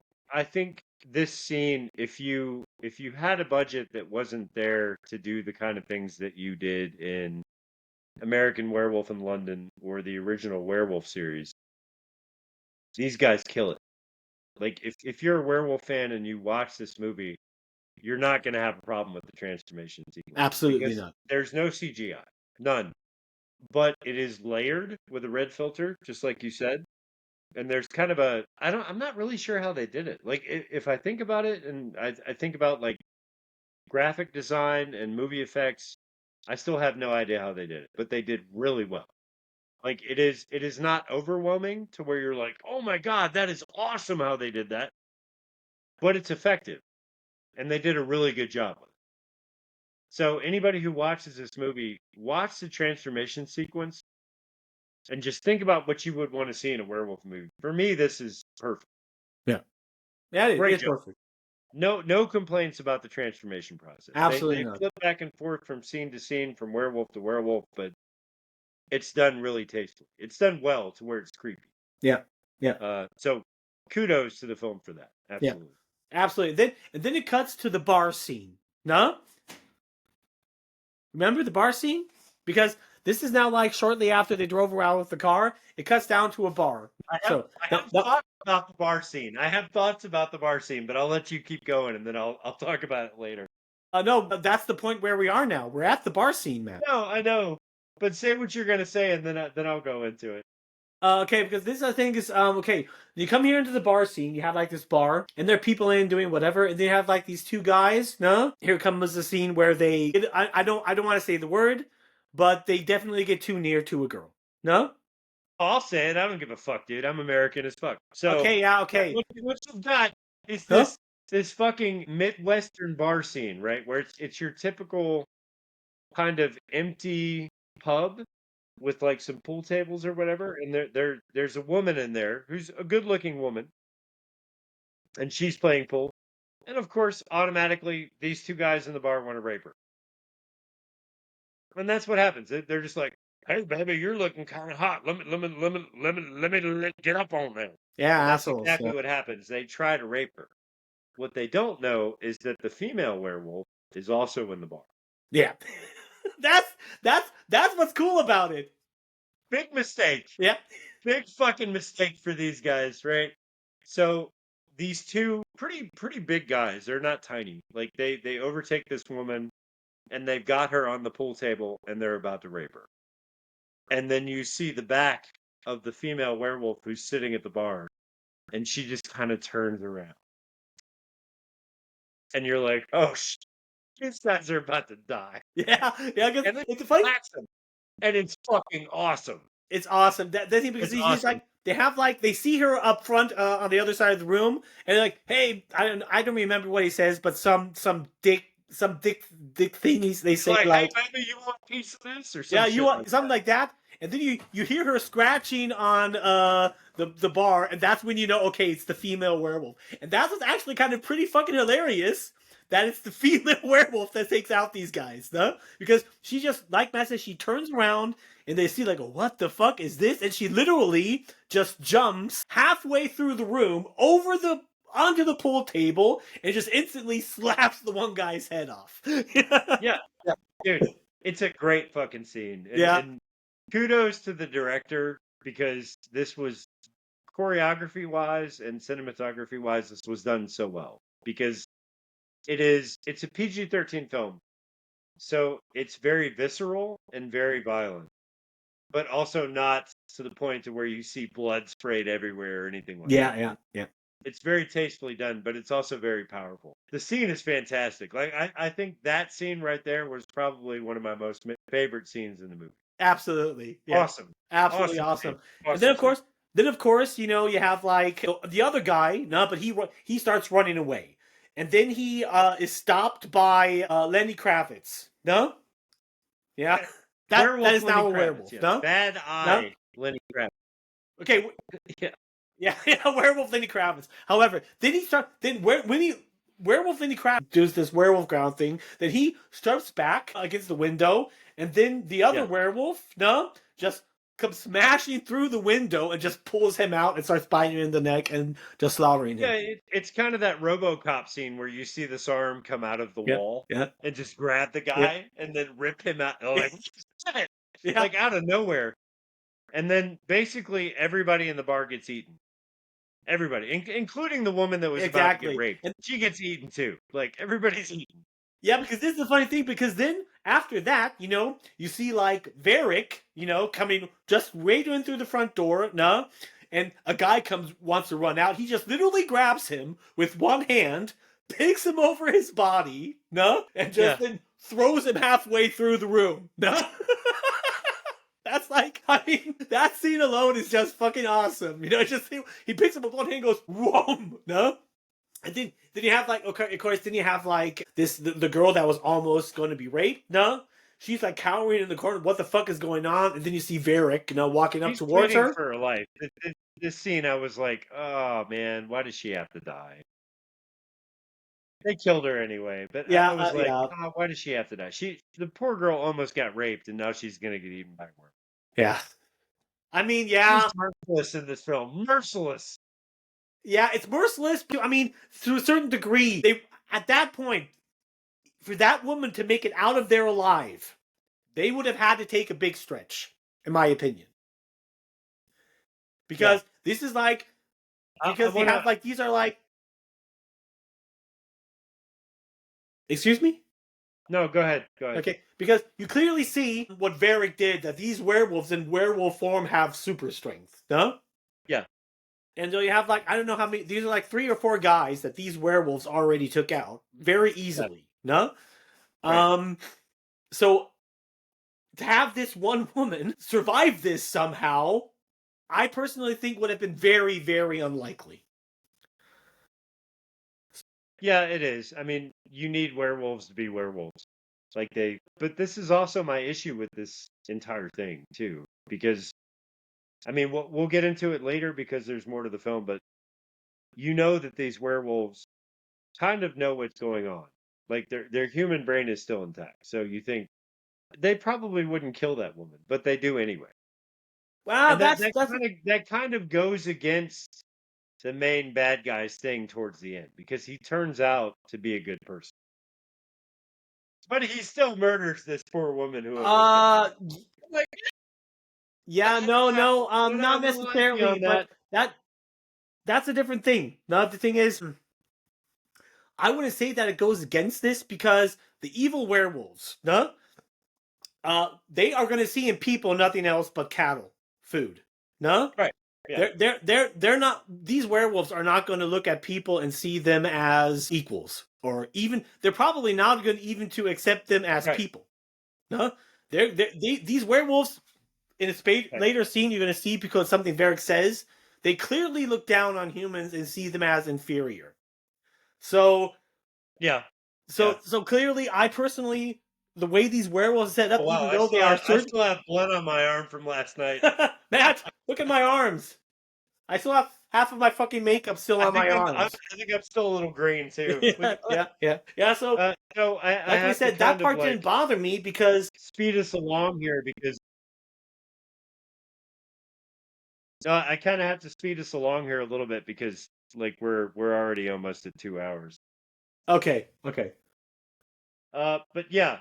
So how do you cut through? This is the problem with podcasts being only 2 hours, because I could talk about this film for probably 4 hours. Yeah, right? Yeah. But there are some podcasts that go like 3 to 4 hours, Matt. But yeah, I don't know if we want to do that to our listeners, or if they even have time for that. No. Kind of thing. I do want to point something out about this bar, though. This bar is called Last Chance. Did you notice that? Yeah. So the bar that this happens in, it's called Last Chance. There is a somebody was doing their homework, because there's a bar in Manhattan, Kansas called Rusty's Last Chance, right? And this was in the town that I lived in. And all the frat boys and all the soldiers were like, oh, shit, man, I guess we better go to Rusty's Last Chance, because that was the last place that you could pick up a girl to go get laid. So you hadn't had any luck all night. And I think that this bar is like a direct kind of reference to that bar. Yeah. Because that bar has been around for over 100 years. So I think this is a direct reference to that. Whatever. So let me like skip ahead a little bit, so we're not like killing everybody. So the family with the boy is hiding in the truck, and then they say that they're going to head to the stronghold, right? You remember that part? So I put a note here. So this is directly after the transformation that they all did that night. But magically they wake up in the morning and everybody's hair is perfect. Yeah, right. The blonde-haired girl, has the perfect ringlets. Her hair looks great. I'm like, you just transformed into a werewolf the night before. What's going on there? There's a scene here where so the bad werewolves have also transformed and now they're back to normal human beings. And the Sons of Anarchy guy, the werewolf guy, I can't remember his name, but he looks at the female werewolf and he's like, maybe you should fuck me too. I think I'd be great. Maybe you would like it. And she's like, not in this lifetime. And he lets out this fucking howl. Yeah. Yeah. He goes, and it's the most ridiculous thing I've ever heard. Like, it does not work in this film at all. You know what scene I'm talking about? I know, He goes, exactly. Yeah. and it sounds so lame. And I'm like, why did the director leave that in there, man? Not good. Not good. Yeah. Very creepy. Yeah. So at this point, it's explained that the taste of blood and killing is an addiction for these werewolves. So it's kind of one of those things that once you've done it, you have to do it again. I kind of felt like that was very reminiscent of vampires. So the family with the kid is now in the hospital, right? So they're in the hospital. The nurse is hot, right? The nurse with the blonde hair is really hot. And this fucking, how old is he? 12-year-old kid? Almost 13. Hardcore hitting on this nurse, dude. Yeah. Did you notice that? I know. He's acting like a fucking 22-year-old frat boy. Just like hitting on this nurse. He's like 12. Horribly. But wait a minute. I think they meet up before that. Yeah, no, the thing is, there's that standoff in the street. No, that happens at the hospital later on. Shortly in the morning after they turn, there's a little bit at the hospital. So because right after the morning when they turn back, there's a discussion going on between Casey Jones and the mom. Then a little bit is cleared up, and then the kid has some kind of, I don't know, he collapses or something's wrong with the kid, some health issues, no? So they have to take him to the hospital. And then everything goes down what Matt just said, no? Okay, basically, no? And then you have, like, of course, Casey Jones walking around, hey, you do this, you do that, blah, blah, blah. And then the other werewolves are with the kid in the room, no? And then you have, like, Kat and her boy toy have a kind of a short scene for a few seconds, no? Yeah. Okay, then all of a sudden, Casey Jones notices the bird again. And the hawk. We haven't talked about the hawk. And clearly, at this time, they notice hawk is that kind of their spot. There's the hawk like an belongs to one actual of hawk that flies around. And Actually. And the hawk, they already at that time probably memorized that it belongs to one of the evil werewolves. So he calls the Native American guy, and he's like, "Here, pull up the truck." No? Yeah, pull the truck. So up. At this point, something is awry. Yeah. At this point, the female werewolf in human form had killed the nurse and got in her clothes, and then tries to assassinate the kid. No, the other werewolves pull her off, grab the kid, and start running out. And then you have a shooting scene going down between the good and the evil werewolves. No, and you have like the one Lenny Kravitz. Not yet. First, he gets shot a few times. He falls down and gets back up. No, and then you have like one of the werewolves carrying the kid. No, and he's running, and the other werewolves shoot him multiple times, and he keeps on running, carrying the kid. And he gets out of the hospital onto the stairs, gives the kid to Casey Jones, and then just dies. No, because of course he's got shot multiple times. Yeah. I mean, you can assume that these werewolves are also using silver bullets, but that's never really explained, no? But you can assume it, I guess, no? Okay, so then the werewolves, the good werewolves, they get into the truck and want to leave, no? Until you hear Varric calling, "Stop, Jonas," no? As if Varric knew him, no? And he was holding a gun up to Kat's head, no? Now, this is the biggest plot twist a lot of people have not seen coming. No? Yeah, I didn't see it coming. Yeah. I had no idea. Had no idea who these characters were, what their relation was to each other, any of this. So this scene, I actually had to go back and watch it again because I was like, "What just happened there?" Yeah, because then all of a sudden, no, Joe, I'm not entirely. I don't fully remember the entire dialogue, But Casey Jones comes out and says, let her go, no? And then Varric looks and replies to him, why should I, brother? No? And that scene instantly, you see the mom coming out, looking at Varric, clearly on her face, she instantly knew who he was, huh? And this is the funny thing, because Varric... She had not seen him until this point. What? She had not seen him until this Exactly. point. She has not... The mother of the child, this is the first time she's seeing Varric. Yeah, the first time she's seen Varric, and you can clearly see on her face that she recognizes him, and Varric actually is her dead husband. His actual name was Caleb? No? Yeah. One time, the good werewolves were attacked by the evil werewolves. They thought he was dead. No? But they didn't really kill him. He turned, no? Killed somebody and then turned evil. No? But this is the thing that made Varric most interesting, because he saw the kid, no? And instantly on his face, seeing how old the kid was, automatically knew that it was his kid. No? Yeah. That's the thing about this scene, is that's why I had to go back and watch it again, because you've got this standoff between him and his brother. And his brother is the leader of the good werewolves. And he's the leader of the bad werewolves. And he has his brother's daughter in his arm with a gun to her head. And he's like, hey, give me the kid and I'll give you your daughter back. And that's when Jonas, the leader of the good werewolves, is like, no, my daughter for your son. Right.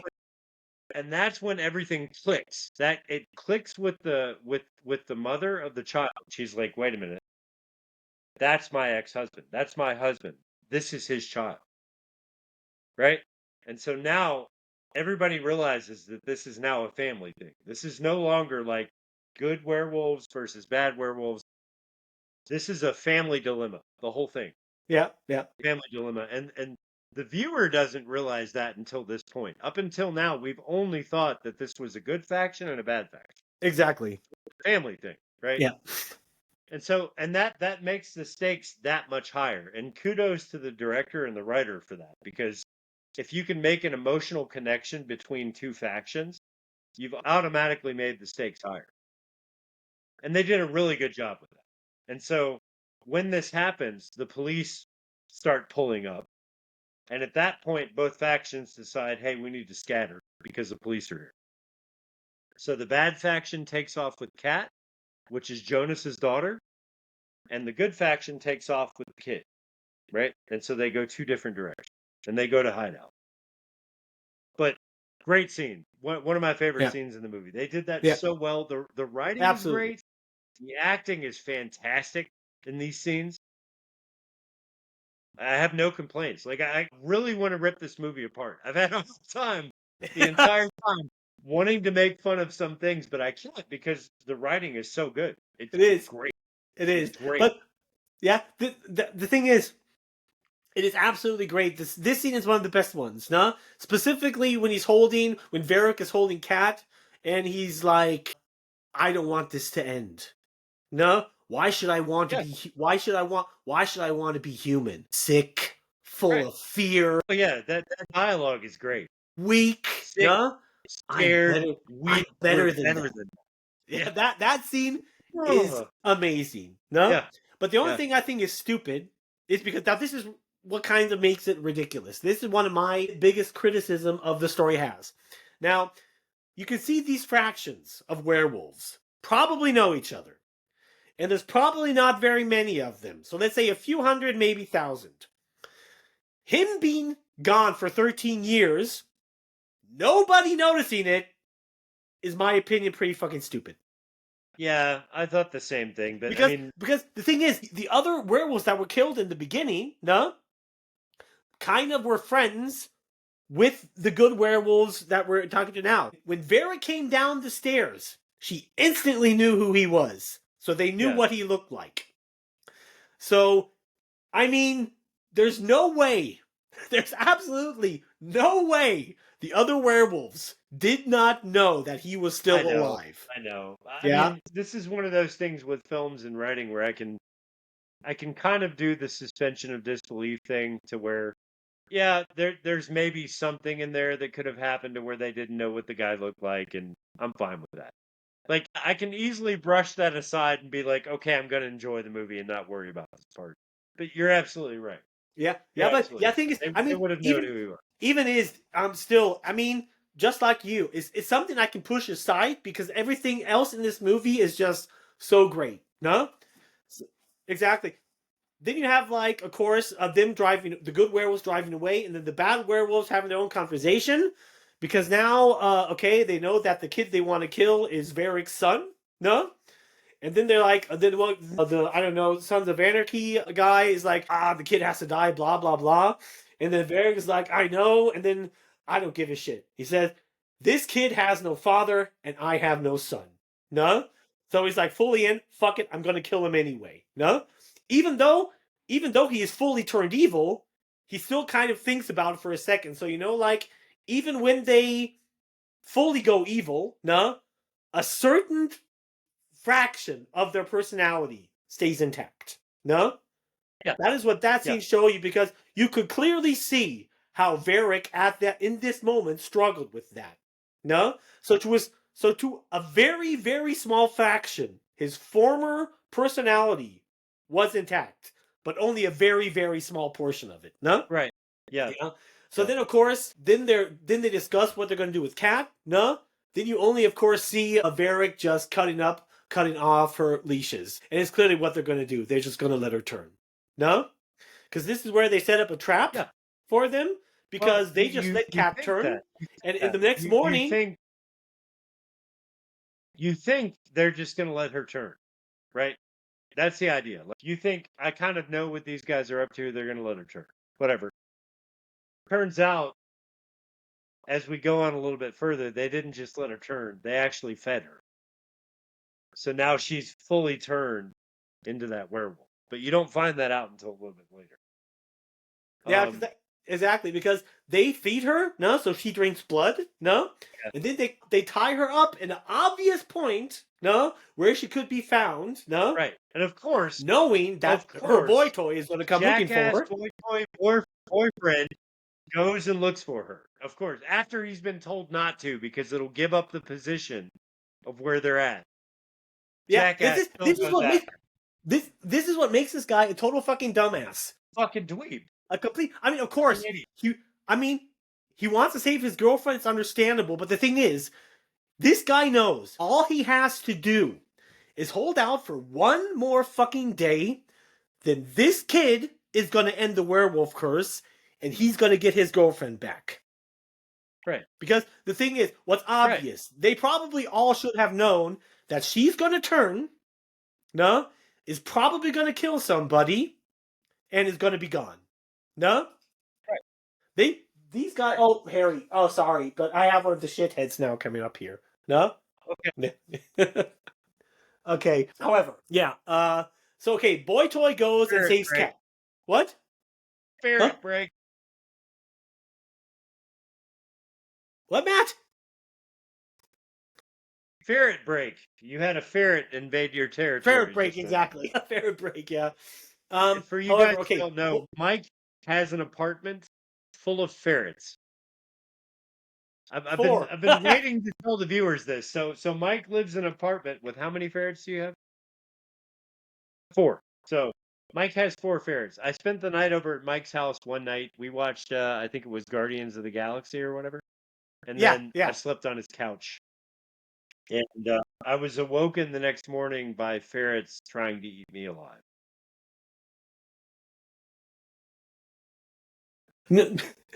Like, they'll find any piece of skin that's a little bit loose and they just chew on it. And that's how I woke up. So I woke up in a panic and like threw the blankets away and stood up and looked at the couch. And his alpha female ferret was standing there looking at me like this, like, yeah, motherfucker, this is my fucking bed. Yeah, but you were already awake. So you know, I said you were awake. I was like, Matt, I'm letting the ferrets out now, and you were like, yeah, okay. I was like, yeah, we've been drinking, right? We've been drinking, so I was like, yeah, you're gonna let him out. I didn't know I was gonna get eaten alive. Sorry, there was nothing that I read before I slept at your house that told me that I was gonna get eaten alive by ferrets. I mean, before the movie was over. it wasn't that bad. I mean, no? I don't know. I still have marks on my elbow. Really? Okay. It's all good though. They're cute. Like, yeah, I can give it away. I Yeah. mean, like, if they're cute, But all is forgiven. All is forgiven. It's okay. I know, but it was the two girls. No, Yeah. yeah. Well, in ferret culture, the females are always the alphas, right? Yes. I mean, Yeah. from my experience, yes, mostly the females are more aggressive and dominant than the males. Yeah, from my experience. Okay. So Yeah. let's get back to the film. Yeah, okay. However, a boy toy gets Cat, no, and just brings her back. And Yeah, this brings her back. is the trap that Varric set up for them because they fed Cat because they knew this dumbass was gonna come and get her, no, and bring her back. Right. No? And she, of course, then would kill the kid and kill the other werewolves. They hit two birds with one stone. No? Right. But this is like the best scene. So basically, he brings Cat back up. No? Casey Jones walks up to dumbass and just instantly slaps him in the face. You fucking idiot! No? He's like, I told you not to go after her. Yeah. Yeah, and it's just like, fuck. even though Understandable, because that was a dumbass move. it was the dumbest. Dumbass. Just like, I mean, this guy knows, no, that this kid is going to end the curse, no. So he would only have to wait one more day, yeah, and then he could turn his girlfriend back to a normal person. And they weren't going to kill her. Now, I mean, they even said they're going to torture her and try to get information from her, and she's not going to break. Yeah. Right? Yeah. So they wouldn't have killed her, but he still went after her. Exactly. And it's like, what fucking dumbass are you, dude? You just had to wait it out. I mean, yeah, you just have to wait it out. Exactly. And the thing is, even in this scene, Casey Jones, to a certain degree, acts kind of stupid, no? But Casey Jones, because they take her with. This is the thing. They all have no idea what she did the last night. So they have no idea, has she fed or not? Because every sane person will be in this scenario that is a werewolf and knows of the situation would just sit her back in the cave and then drive away with the car. We're like, Right. okay, no? That would have been the smart thing to do, yeah. That would be the smart thing to do. But to a certain degree, I can understand Casey Jones because it's his daughter. No? But it's just fucking insanely At the stupid same because, time. however... Huh? What? At the same time, I feel like this is one of those movie tropes where if you really had paid attention to what you've done with your characters, you wouldn't have let this happen. Of I course not. understand that it has to happen because if he goes back for her, then they have an obvious trail back to the good werewolf, to the kid, right? So this has to happen. But you didn't really establish, to be fair, you didn't really establish that this boy toy was that stupid. You didn't. You didn't establish that he was that stupid, that he was going to be like, oh, I miss my girlfriend, I got to go get her, and just throw everything away. That bothered me a lot. Yeah.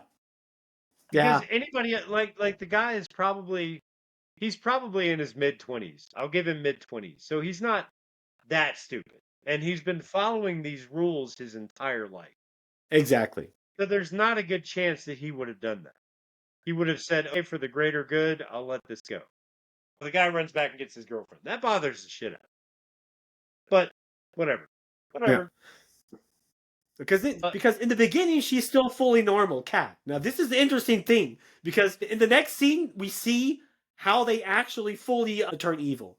Because they're in this scene and they're driving away with the truck. No? Casey Jones is kind of half tied up and Boy Toy is already tied up. No? And then in the moment when they actually start to turn, she notices that something is wrong with her. She says, she has pain. I don't feel, guys, something is wrong. Then the Native American guy walks up to her, no? And she just instantly just grabs him and snaps his neck. No? Yeah. And then she this is absolutely fucking amazing scene because Kat just goes fully on psycho. Like she's kind of schizophrenic. Like she has kind of struggle going on with her because she's kind of turned into the werewolf. Yeah. And you can clearly see, no? Her personality is still kind of intact, but she's struggling because the beast is just now taking over her. No? And that is Right. Exactly. That's like the scene where you see, like, eventually, of course, the way Kat acts, because like a total fucking psycho, the beast fully takes over, and then she goes full berserk. She literally walks up to her boyfriend, and after he's saying, you know, I love you, just fucking shoots him. No? Yeah. And then she turns around and the point that there is no like remorse or feeling or anything. When these guys have completely turned, they don't care about it. Yeah, they just go full fucking evil, no? And then she just turns around like, yeah, we were wrong, Daddy, no? And then she starts, Timothy, please open the door, no? And because she's going to go full after Timothy now, She's no? trying to get the kid to open the door to the front of the truck so that he'll come out. And she can kill him. Yeah, and then of course Kat just starts rushing towards Timothy, gonna kill him. And in the last second, Cassie Jones can grab the gun and just has to shoot and shoots her from behind. Her in the back. Yeah. Well, it kind of sucks, but that happens. Okay, then of course we stop. No, and now we have the final scene going down. No, this is like the final countdown. No. Yeah. So they go to the stronghold. The stronghold is a warehouse. However, like werewolf warehouse, whatever. Yeah. Anyway. Then Casey Jones takes up mom and kid into this cage and says here he gives even them a gun or a shotgun or something like that. No. Yeah. Yeah. Well, they have the shotgun. He gives them a gun, locks the cage. Yeah. He says keep Timothy safe. He locks him in the cage and says, I'm going to deal with the other werewolves, but if I survive, I'm going to want to come back and probably going to fucking kill you. So stay in this cage until the next morning, no? It's kind of the same thing with the last movie that we did, to where the main character makes that decision to say, okay, I'm going to turn. Probably not a good idea, but I'm going to turn. And when I'm done fighting these guys off, I'm probably going to come back and try to kill you. It's the exact same thing as the last episode where we did the werewolf movie. No, it's not. No, it's not, because that is a different thing. In Werewolves, this guy was not a werewolf yet. You don't become a werewolf until you turn into a super. This guy knew he was a werewolf, and he did not really have much of much he could do in this scenario. He's going to turn anyway. He's going to turn one way or another. The thing is, he locked up the mom and the kid in that cage, and when he was outside of it. Yeah. Because that was like the only way to keep them safe. He knew that was the only thing he could do. No? Because he knew probably there's a risk that he might want to have to kill them, but the only thing he now can do to keep them safe is lock them in there. Even though he knows it's probably not going to work, but fuck it, he has not many other decisions. No? Do you want to take a break here real quick before we get to the final finale? Yeah. Okay. Well, take a quick break and we'll be right back. Okay. Hi, folks. We're back after a little bit of a ferret break. Yeah. Yeah. Mike almost got devoured by all of his ferrets. No. This is not actually a safe situation. Like worry about Mike constantly at his house because there's so many of them. I feel like I'm not going to hear from him for a week. And then I'm going to go to his house and I'm going to find his bones picked clean by his ferrets. Little bastards. They're shitheads, of course. Yeah, they're shitheads. They're total fucking assholes. But they're so cute. Like, you can't deny they're cute as shit. The thing is, even though they're evil. Fuck. The thing is, they're evil. What evil thing is, the girls, they often do that because they want to fuck with people. No? I mean, thing is, it's kind of like, they didn't really hurt you, you know? It's not like you were bleeding or whatever. No. Nowhere near like I would go running and screaming or anything. Yeah. The thing is, the girls, they know specifically they do that because they want to fuck with you. They want to nag at you like, hey, you dumb fucker. But they never really bite like they actually hurt some boy. The boys, on the other hand, they're total sweethearts. No? Yeah, they are. They are. That's the thing. That's why complete opposite with human beings, right? The boys are sweethearts and the women are just that's fucking dreadfully that's why terrible. Every time when I have, even sometime when my mom visits me, she comes instantly into my apartment and it's like, my God, Harry, Freddy, I love you, but she pets them or whatever. And then the girls come up to her, get the fuck out of here, you dumb bitches, get out of here.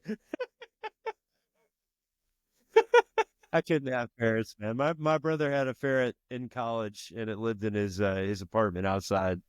And he would call me or whatever, and he'd be like, "Hey, can you go up there and get this for me?" And I'd go up there, and the thing that he was looking for was always missing because the ferrets fucking stole it and hid it under something. So it's like 2 hours in the apartment looking for this thing that he wanted. Ferret stole and hid somewhere.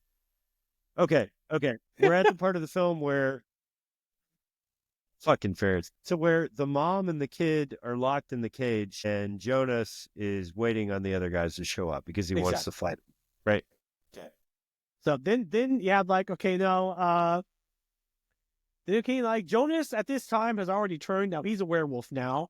And then like the other 3 evil werewolves, they come in just bursting into the warehouse. No, and then they spread out. No? The warehouse. Yeah, what? The warehouse, yeah. Okay. Yeah.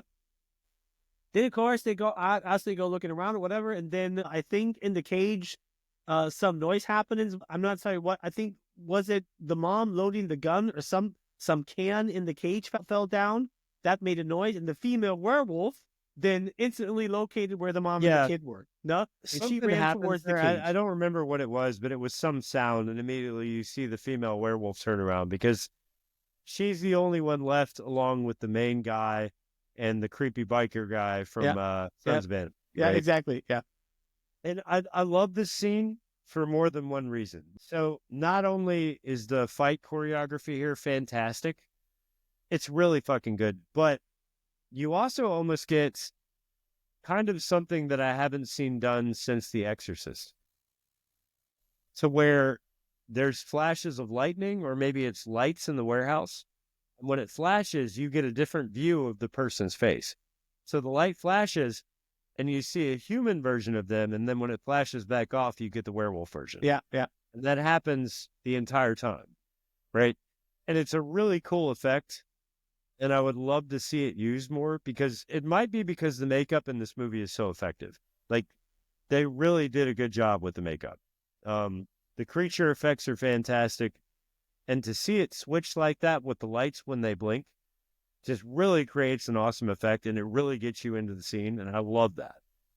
I want to see that more often. Yeah, that's really that's like the coolest thing. No? Okay, then of course the female werewolf to kind of have a fight going on with the mom and the kid, no? And then the mom just, kind of takes out the female werewolf by just shoots her in middle of the torso. Well, there's a cool scene there because so they're inside a cage, right? And the female werewolf picks up like a grate, which is part of the cage, and has the mom on the other side of the grate. So she's trying to fight her through the grate, and they keep flipping upside down, one side to the other, to where one of them is always on the other side of the crate, of the grate, and they're trying to slash each other through it. And this fight goes on for a good 5 minutes, and it's brilliantly choreographed and really well filmed. So that whole fight between the mom and the female werewolf is awesome.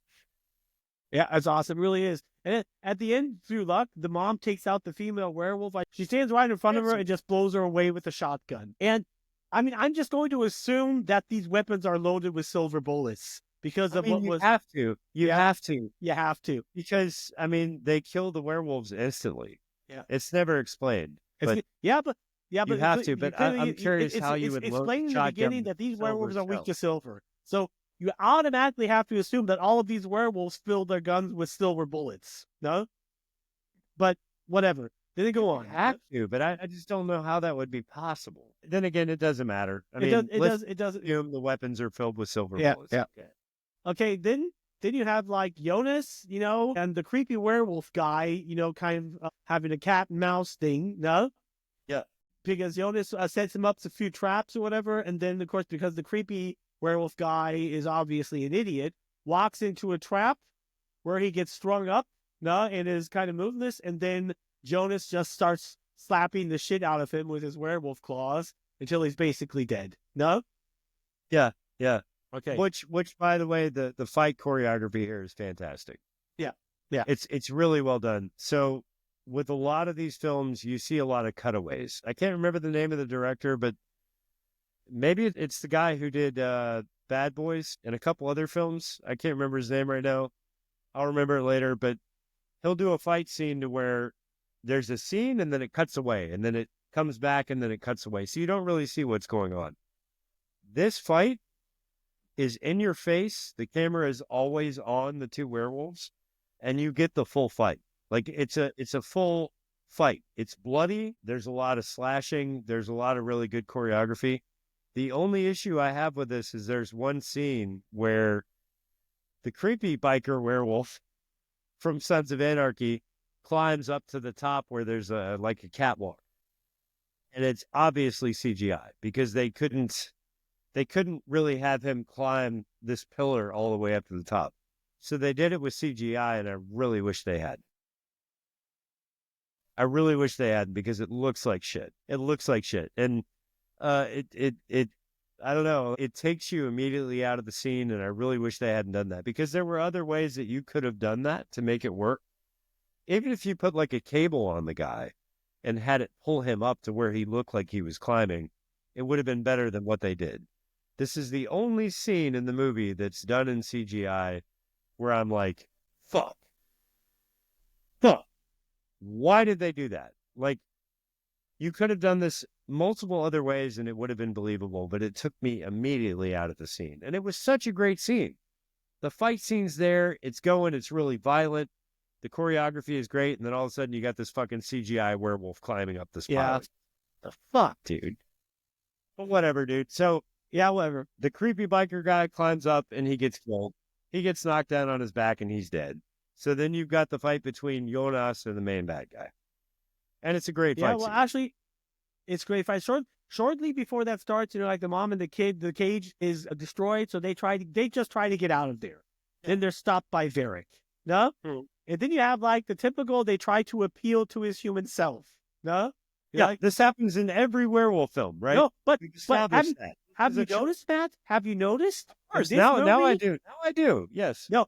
Now, this is one thing I want to bring up. In this movie, it happens 3 times. First, No shit. the kid with Jonas in the truck, where he's at him, and it says Uncle Jonas. No, you have a short scene. Then the scene between Kat and her boyfriend and her boy toy. The boy toy tries to appeal. So basically, you have this trope in this movie 3 times. But okay, No, you're right. Right. This is the 3rd time we've done it. So we think he's killed the main bad guy. We think he's killed Varric. Yeah. Varric's down. You think he's dead. So Jonas is standing there as a werewolf, a full-fledged werewolf, and he's looking at the kid, and he's got hunger in his eyes. He's like, I know I just killed this guy because I'm trying to protect my family and this kid, but now I really want to eat this kid. Like he's got that look in his eyes, and the kid is appealing to his human self. Uncle Jonas, don't kill me, blah, blah, blah. And as Jonas is about to eat this kid, Varric comes back. He gets off the ground. No, you're wrong. You're wrong. No? You're wrong. Okay. Right when Jonas starts to leap front at the kid, the mom shoots Jonas. Oh, that's right. Mom Exactly. shoots. Then they think, Right. they think everything is fine, but then Varric gets back up and went to the kid. And then And I want to point out this scene, the makeup is amazing. yeah, it is absolutely no. It is amazing. Like this is some of the best, like Wolfman style werewolf makeup I've ever seen in a film. I have to give it Absolutely. those. And like there are studios that had a budget 8 times what these guys had, and these guys absolutely fucking killed it. They did.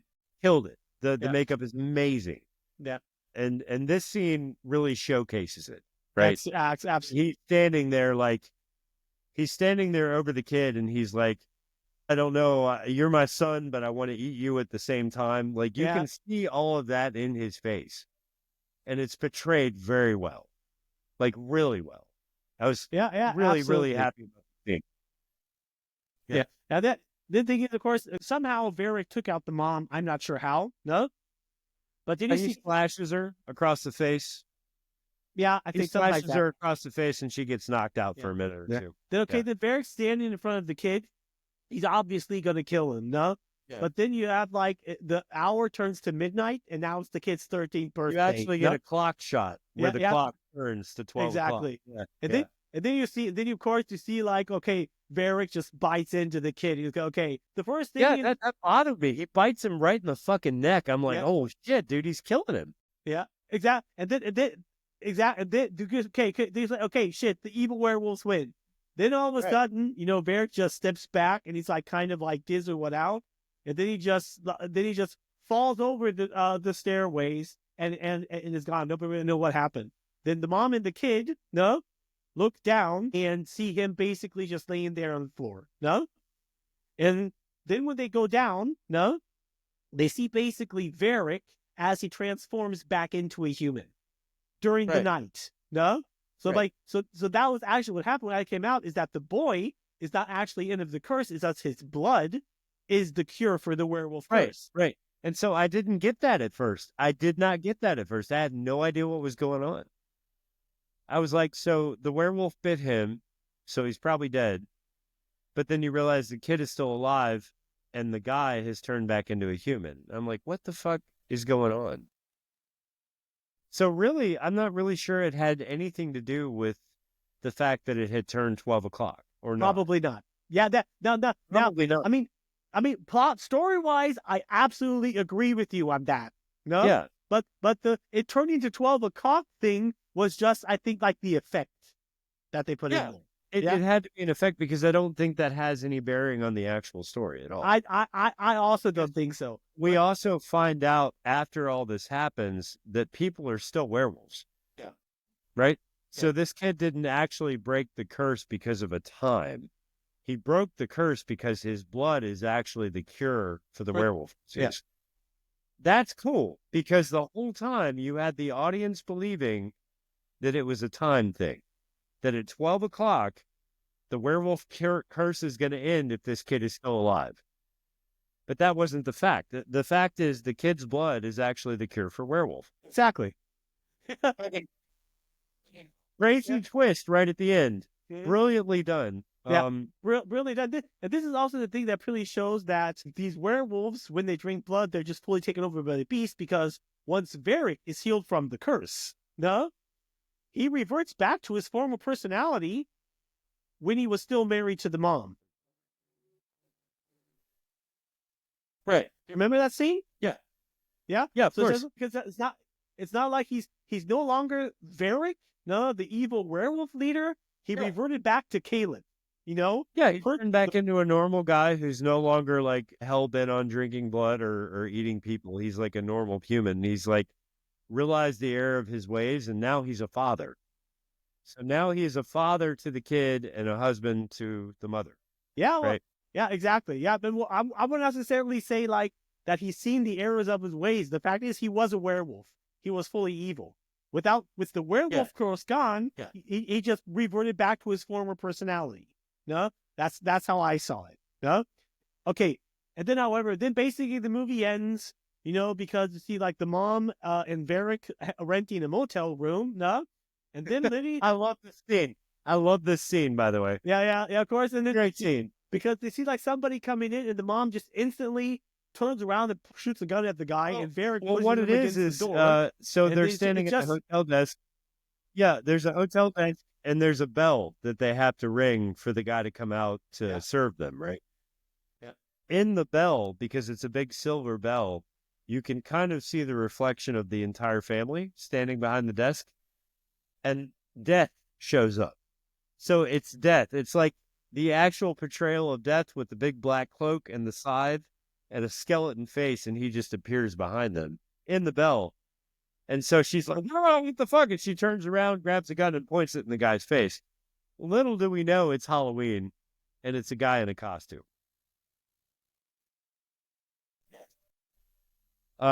And so she points the gun in his face, and she's like, "Oh, fuck you, blah, blah."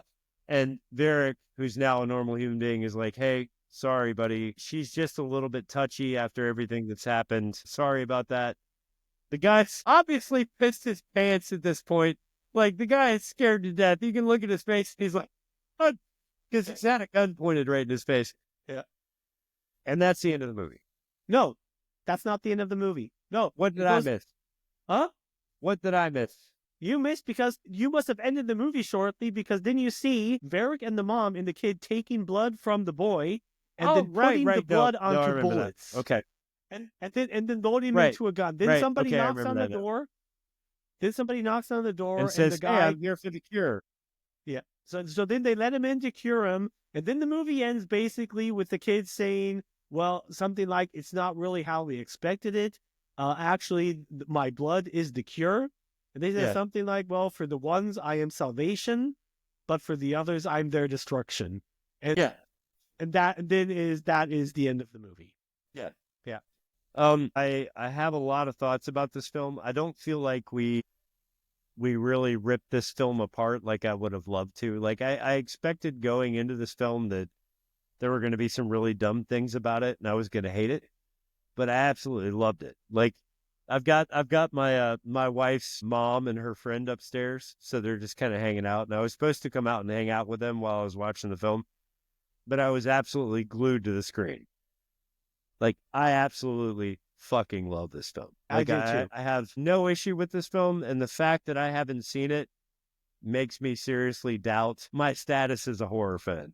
Because, like, why did I not see this film? This is, for someone who loves werewolves, for someone who loves this kind of horror, which I'm not really sure you can call this a horror film. It's probably more of an action film, but this film was a brilliant take on werewolves. Brilliant. It was Um, absolutely. The writing is top class, like brilliant story. There's not one actor that was unbelievable. All the actors were believable. Just overall, like if I had to give this movie a grade, it would be like an A.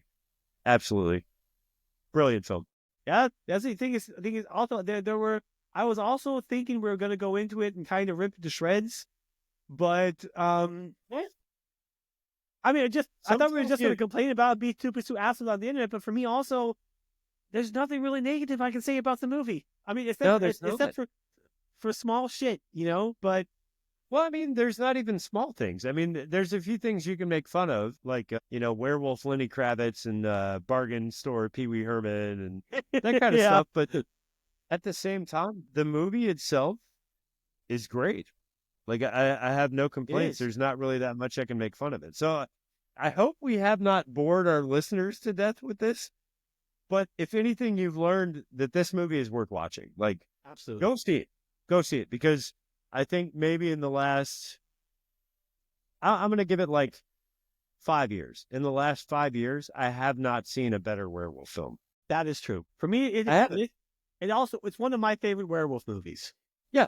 It's brilliant. I'm glad you brought this one up. This was one that was kind of done on a whim because I have my list of movies that I want to do. But the first episode, you were like, well, there's this other movie called Skinwalkers, and it's really good. Maybe we should do it. And I decided then we should do it, and we did it. And I'm really glad we did, because maybe some listeners will be like, oh, maybe I need to watch that film, because it was really well done. It was a fucking fantastic. I definitely think if you're a werewolf fan, this is definitely my opinion. It's like American Werewolf in London, Skinwalkers, and Werewolf 1987. No? That's just for me things as a werewolf fan. I don't think you have to like them, but I think those are just three things when it comes to werewolves that you should have seen, in my opinion, if you're a werewolf fan. Yeah.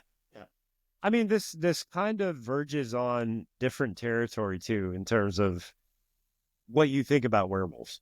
You know what I mean? Because you've got your big scary monster movie werewolves, like The Howling or American Werewolf in London or Dog Soldiers, and those are like beast movies. You know what I mean? Yeah. Like bloody, gory beast movies.